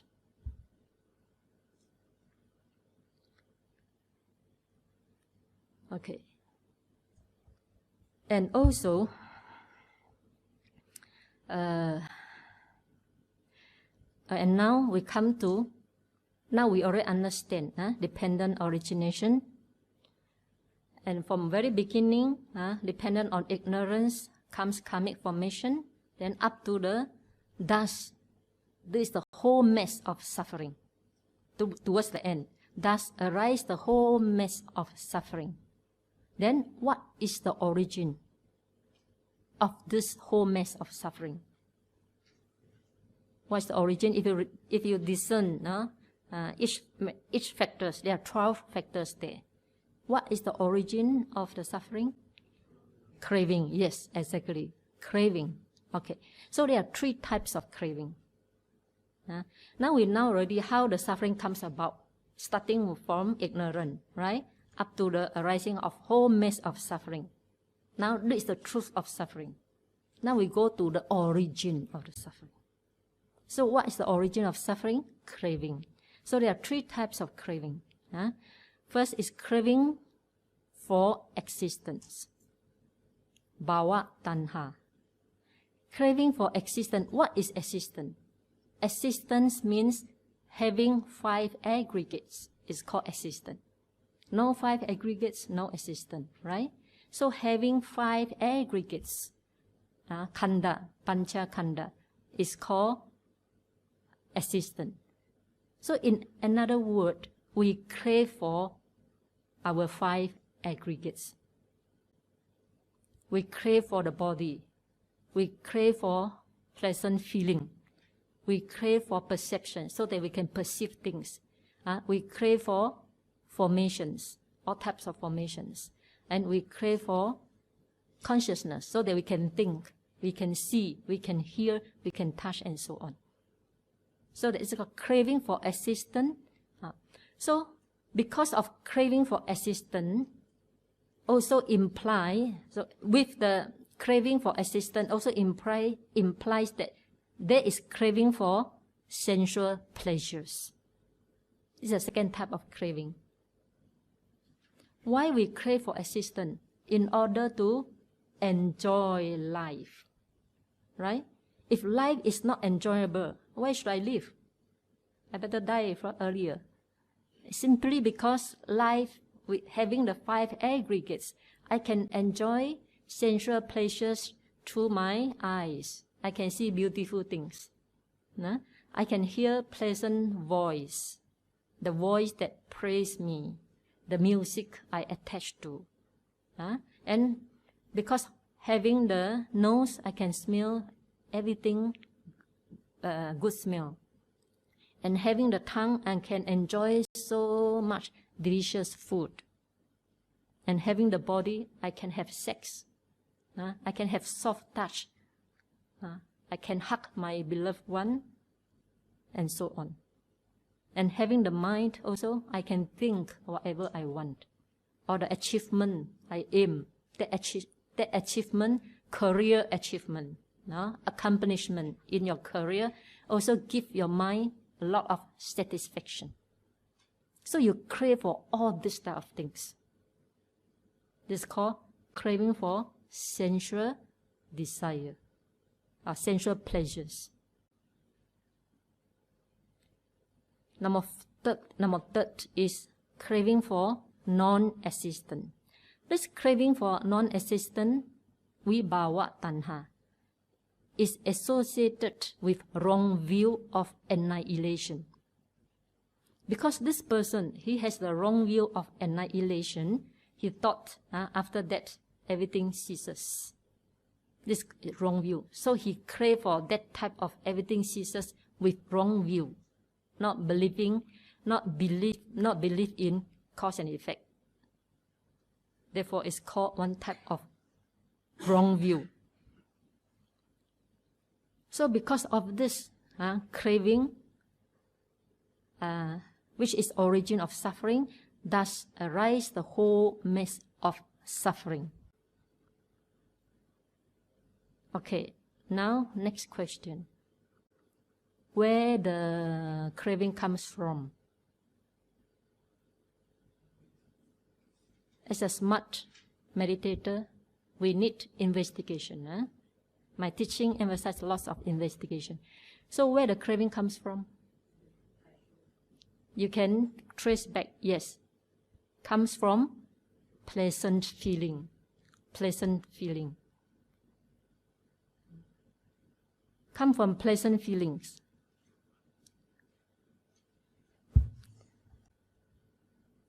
So if we want to eradicate or tackle the origin of suffering, which is craving, what should we do? Cut what? Cut feeling. Yes, correct. Not to say cut lah. Feeling cannot be cut, man. Even Arahant got feeling, huh? So in order, listen carefully, I'm a meditation teacher for many years.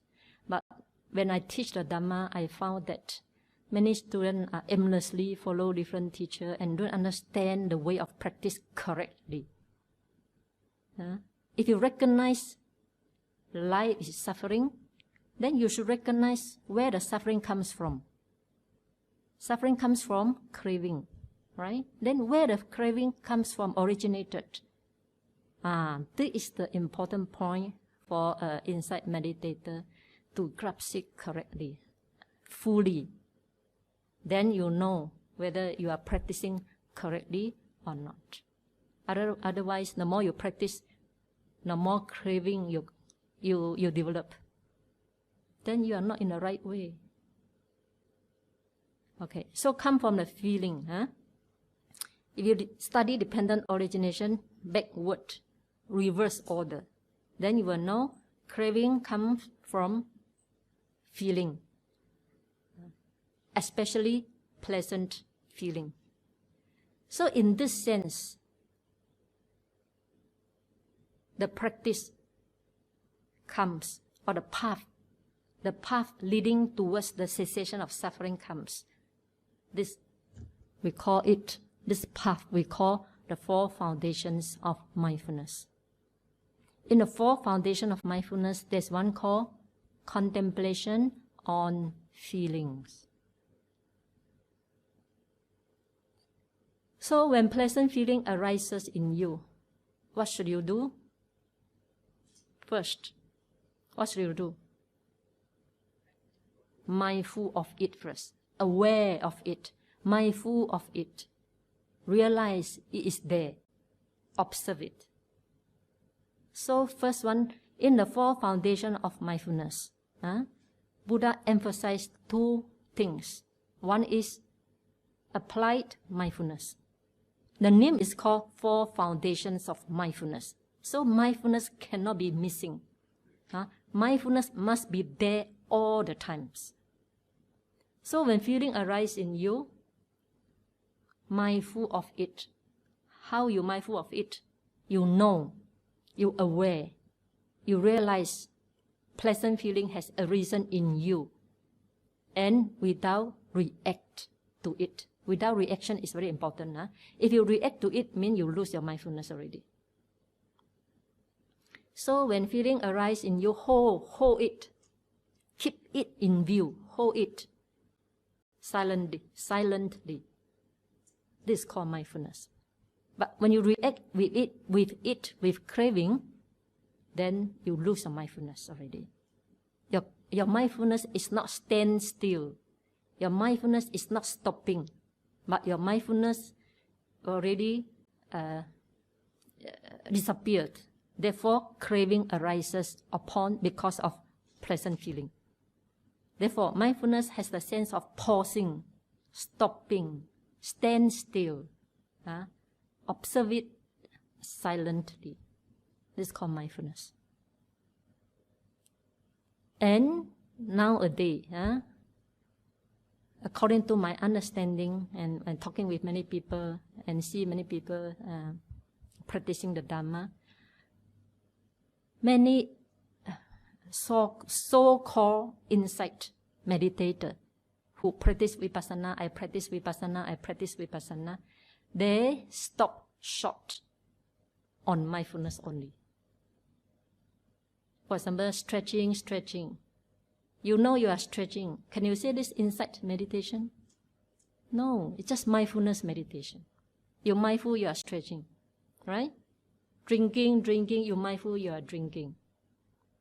You're hearing, you are mindful, you are mindful you are hearing. Can we say this insight meditation? If you say this insight meditation, then you don't understand what is insight meditation. This is just mindfulness. You know you are doing.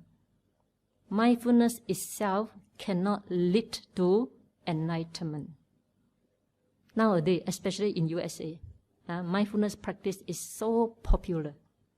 One conference, thousands of people attend just to study what is mindfulness. So, just mindfulness alone is never enough for the enlightenment. You need another most important factor in the teaching of the Buddha. What is that? What is that? Investigation or wisdom, same thing. We call panya, wisdom, or insight, or investigation. All these are same thing. We call wisdom. So what is wisdom? Wisdom means penetrating phenomena as they truly are.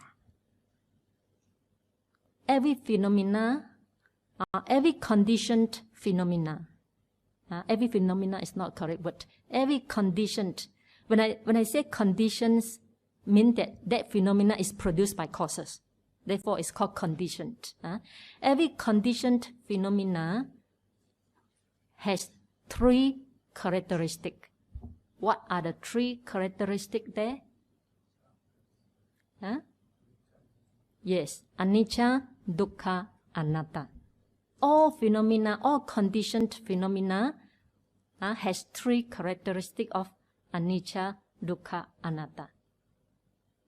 This is the nature, the law of nature. Just like we have the 3 characteristics of anicca, dukkha, anatta. Soon we get old, we get sick, then suffering comes. When you get from young turn to old, it's anicca, right? Then when it's anicca, cannot move already, cannot eat, then suffering comes. Then finally, die, also anicca. Then no one undergo rebirth, it only cause and effect. So, because we are also produced by cause. We are also conditioned phenomena. 5 aggregates, we are also produced by causes. So, all conditioned phenomena has 3 characteristics of anicca, dukkha, anatta. And the vipassana or insight meditation has the important mental factor which is called wisdom or called insight or called investigation. So this insight penetrates into the true nature of phenomena. That is what? Anicca, dukkha, anatta. So if you are just mindful, stretching, drinking, hearing, it's just a mindfulness. You know you see anicca, dukkha, anatta. How can you say you practice insight meditation? No. Right? So vipassana insight meditation means constantly, we cannot say constantly. You see, vipassana in the Satipatthāna Sutta, Buddha emphasized one Pali word, anupassana. He said when you see, you must see samudaya vaya dhamma nupasi viharati. He draws seeing arising. Then vaya dhamma nupasiva viharati. He draws contemplating or seeing disappearing or dissolution. Then again Buddha say he draws seeing both arising and disappearance or dissolution. Then he used one Pali word anupassana. Passana means seeing. Seeing what? Seeing 3 characteristics of anicca, dukkha, anatta. Then what is this anupassana? Anupassana. Passana means seeing 3 characteristics. Anu means repeatedly. Not one time. One time seeing no power one. Got power, shock. But in order to let your wisdom mature, you got to see it repeatedly, again and again. They call anupassana. So if you practice mindfulness, just knowing, fire element, you do not see the disappearing of fire element, then it's just a mindfulness, not insight, meditation yet. So insight meditation is constantly or repeatedly seeing the true nature of phenomena. What are the phenomena here? Okay, what are the phenomena here? 5 aggregate. Don't forget that. So Vipassana insight meditation is repeatedly seeing 5 aggregates, internally yourself and externally both. As what? Anicca, dukkha, anatta. Really seeing. Not only contemplation. Contemplation leads to real seeing. Okay? If you don't contemplate at all, more cannot see. If you don't contemplate impermanent, your mind only entertain permanent. Then far away from seeing impermanent. Okay, so when we come to, in order to stop craving from developing, we have to contemplate feeling. So when pleasant feeling arises in you, first, what should you do? Apply mindfulness. Keep the pleasant feeling in view. Stop your mind there. Don't react. Later on, when you stop your mind there, don't react. If your wisdom is sharp, then you will see this unpleasant feeling disappear. Because nothing is permanent. You must have faith in what Buddha said. From his very enlightenment until he passed away, Buddha keep on saying, Sabbe sankhara anicca. All formations are impermanent. So we have faith in what Buddha said. So pleasant feeling also same. When you hold it, observe it silently, then this nature, without reaction, when you react to it, you cannot see it's disappearing anymore. Because your mind already run away from the object. No more with the object. Right? So you cannot see it. You cannot see its dissolution. So you got to hold it first. Hold it. And with the method of your wisdom, then you will see this unpleasant feeling pass away. And you get very happy. Wow, finally passed away already. But only one moment of happiness. Another unpleasant feeling re-arises. Then what to do? Cannot do anything. Observe again. What to do? Observe again. When with the maturity of the wisdom, you see it passes away again. Then another arises again. And pass away. Then as with the maturity of your wisdom, you see the arising and passing away even faster. Very fast. Until you don't know what is that, only arising and passing away. You also forget it's pleasant feeling or unpleasant already. No time to differentiate. Just arising, passing away, arising, passing away, arising and passing away. This is called insight meditation. Previously, it's all mindfulness only. No insight yet. So when you contemplate feeling, so first apply it, sati, mindfulness. Then hold it. But usually I also will teach very beginners to contemplate. Once you hold it, then you also contemplate impermanent first. This is my usual teaching. Why? So that your mind will not run away from the object. So that your mind will not think the object is permanent. For example, your pain. Pain arises in you, then you observe the pain. Observe it. But your mind, inside your mind, you also think this pain is permanent. Right? I think many people think this pain is permanent. Or inside your mind will think, I am experiencing the pain. I am the pain. Pain is with me. Right? Correct or not? Correct. Right? So because we not yet train our mind to see impermanent yet. We not yet see our mind to disidentify ourselves with the pain yet. Therefore, in order to help you to eliminate the wrong perception of permanent, the wrong perception of self, I am painful, I teach my student to contemplate When unpleasant feeling arises, contemplate it as impermanent. First, mindfulness first. Without mindfulness, you cannot do anything. First, mindfulness. Then second, in order your mind will not be attacked by perception of permanent or perception of self, having a self, then contemplate it as impermanent.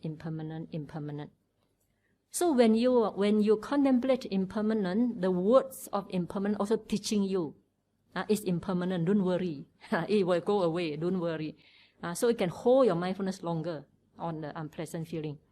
So sometimes you contemplate impermanent, sometimes you contemplate non-self, so that you will not identify that unpleasant feeling as myself.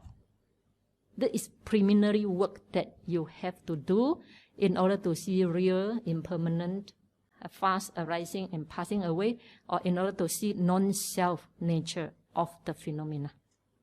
All these are preliminary prerequisite you should have first. Okay, so when unpleasant feeling arises, then contemplate, hold it with mindfulness.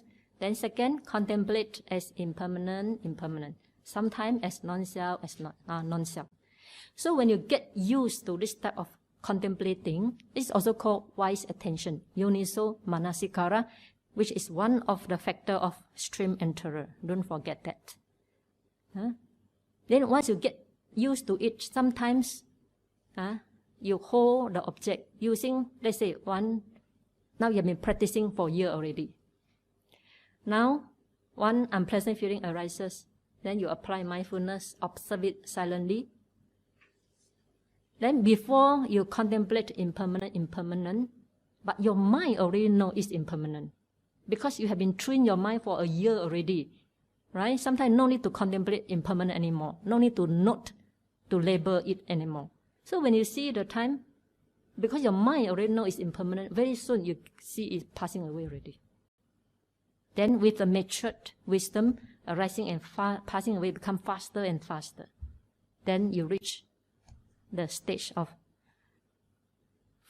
the fourth stage, the insight of arising and passing away. Okay? So when you see the pleasant feeling arising and passing away, will it develop into craving or not? Yes or no? No, because it's already gone. When pleasant feeling has gone, then craving cannot develop. Right? When craving cannot develop, means craving ceases. So with the cessation of craving, then what ceases? Attachment, or we call clinging. So with the cessation of clinging, what ceases? You can read the book. What? Becoming. Because clinging is intense craving. So when that intense craving ceases, let's say, yesterday I give an example. You always think of the woman you love too. You always think of her. But now you contemplate, craving ceases. Now your craving ceases. Then your intense craving also ceases. So will you write a letter to her anymore? Will you approach her anymore? Will you make a phone call to her anymore? No more. So no more karmic formation. No more activity. No more karmic formation. When there's no more karmic formation, there's no karmic energy that can produce new rebirth. Right? That's why when with the cessation of clinging, then cessation of becoming. Becoming ceases. With the cessation of karmic becoming, then no new birth. When there's no birth, there's no aging, no sickness, no death. Thus ceases the whole mess of suffering. But this is called momentary cessation, not the complete cessation yet. Complete cessation only wait until Arahant, become Arahant. When Arahant pass away, then it's called complete cessation. So we have two types of cessation. One is called momentary cessation. So if you can aware of your pleasant feeling, momentary, moment to moment. When one pleasant feeling arises, apply mindfulness, not impermanent, pass away. That pleasant feeling pass away, then no more craving, no more clinging, no more action, then no more birth. And at this moment, you achieve momentary cessation, moment to moment. Complete cessation comes from moment to moment cessation. Don't forget that. Moment to moment, if you can't even achieve moment to moment cessation, you want to wait until complete cessation. That's not possible. Therefore, the insight meditation is moment to moment practice until your craving become thinner and thinner. The layer of craving become thinner. Then, when the craving become thinner, then wisdom also develop. The maturity become more mature. Then craving thinner. So at one time, by the sword of wisdom, you cut off the defilement completely. Then you reach complete cessation. This is the way.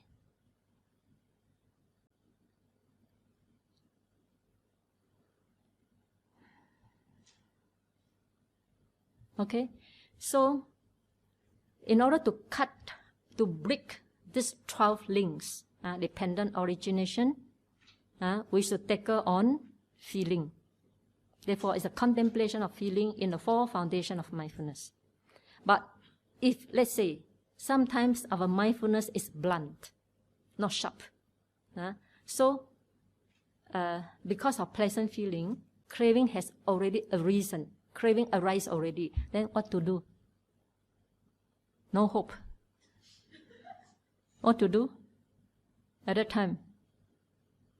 There's always hope in the teaching of the Buddha one. You feel no hope because you do not know the method. I'm teaching you the method as a teacher. I cannot bring you to enlightenment, but I can teach you the method. Using that method, you reach enlightenment. So at that time, what to do? The mind is full of craving.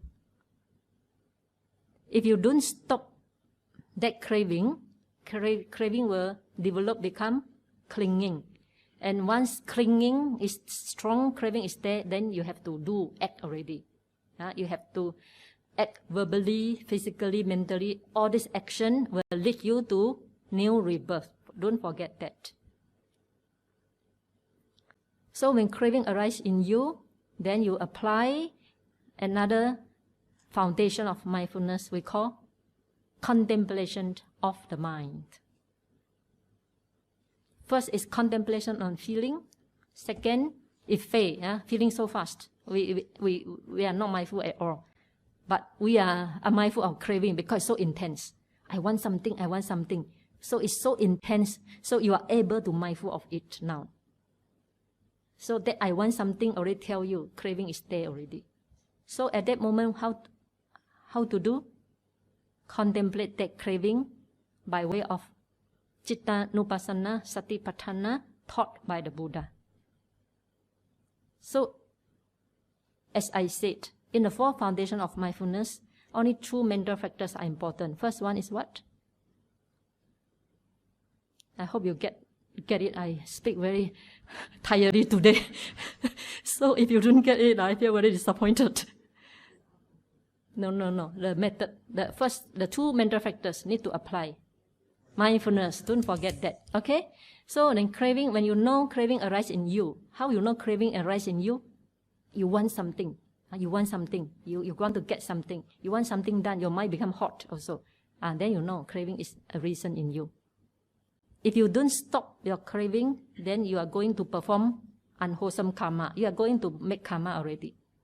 When you make karma, there's new rebirth, new suffering. So we apply mindfulness, aware of it. Aware craving has arisen in my mind. Aware it, observe it silently, pause your mind. Hold the mind there. Don't react. Don't react means don't act.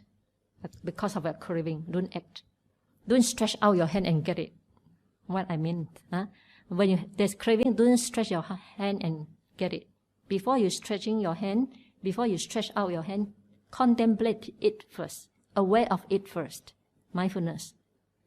Then after you aware of the craving, not enough, as I say, you have to apply wisdom or investigation. Contemplate this craving is impermanent, or contemplate it is conditioned, produced. Right? Before that I don't have craving. How come now I have craving? They must come from a cause. So what is the cause? You investigate yourself. What is the cause for that? So you can either contemplate the impermanence of the cause itself. The cause is impermanent, then how can craving permanent? Or you can contemplate craving first. Impermanent. If the craving is still there, you try to find out the cause. The cause that caused a rising of craving. Then tackle the cause first. Tackle the cause. When the cause disappears, craving also will disappear. When craving disappears, then clinging ceases. When clinging ceases, no more action. When no more action, no more birth. When there's no birth, there's no aging, sickness, and death. Thus, the whole mess of cease the whole mess of suffering. This is called momentary cessation. So in this dependent origination, the cycle of dependent origination, no more sound. Because today last day, I want to make you clear about this talk. Okay, so in this dependent origination, there are two links you can cut. Not to say cut, you can contemplate. First is contemplation on feeling. If you fail, go to contemplation of the mind. If you still fail, then make karma, no? What to do? You have to act already, you have to make unwholesome karma. And remember, once unwholesome karma is performed, you have new more life to come. Reminder for you. Things just go on like that. So, in this sense, when we talk about paticca samuppada, the Four Noble Truths is always is there also. How? First, from very beginning, dependent on ignorance, karmic formation, dependent on karmic formation, consciousness up to the end, dependent on becoming, birth, aging, sickness, and death. Thus arise the whole mess of suffering. This is called the noble truth of suffering. Okay? Then next, what is the second noble truth? The origin of the truth of suffering. What is the origin? We know already. Craving is the origin. Right? Craving is the origin. Okay? Now, what is the path leading to the cessation of craving? What's the path?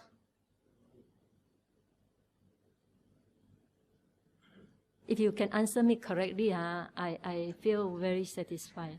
And I want to stop teaching already. Because my student has understand this well, then I should stop already. If you don't understand, I have to continue my teaching. Correct. So, you know there's a craving, right? Just now I just mentioned to you. When this craving, what should you do? Contemplation of the mind. And this is one of the four foundations of mindfulness, right?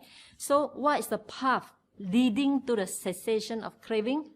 You should answer four foundations of mindfulness. Noble Eightfold Path is under four foundations of mindfulness.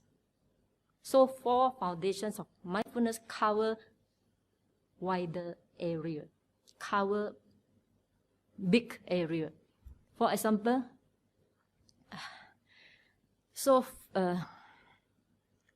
in the Noble Eightfold Path,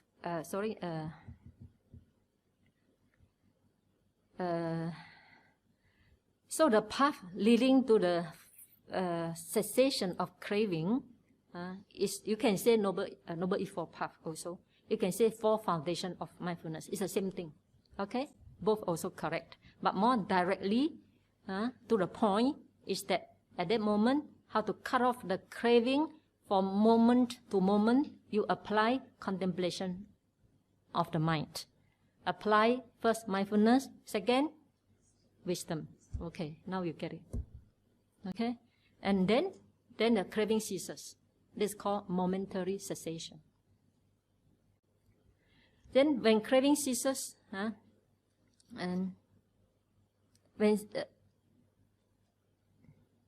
when craving ceases, then clinging ceases, becoming ceases, then no more birth, when there's no birth, no aging, sickness and death.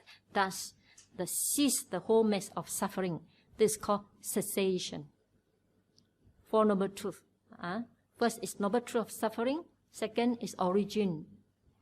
The origin of the truth of suffering.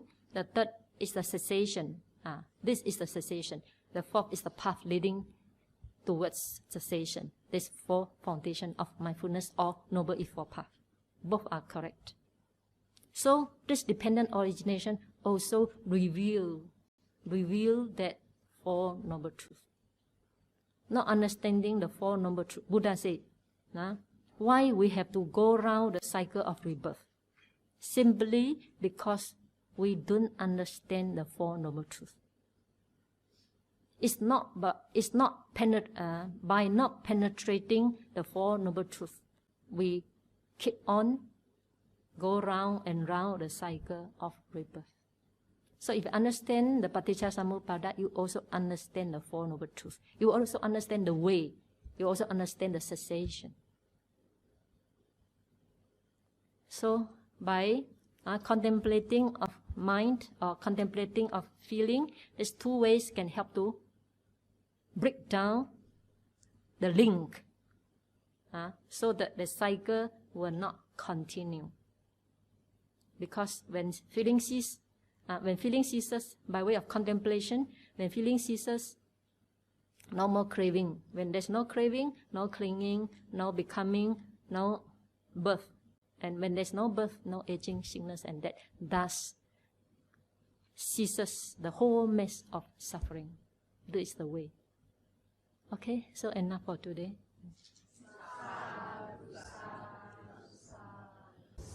I want to make a small clarification. Just now, because of slip of my tongue, I say that the Noble Eightfold Path, Noble Eightfold Path is under Four Foundation of Mindfulness. I think it's slip of my tongue. Four Foundation of Mindfulness is under Noble Eightfold Path, because under Noble Eightfold Path there is one called right mindfulness. What is right mindfulness? There is four foundations of mindfulness. Okay, thank you. I just want to clarify.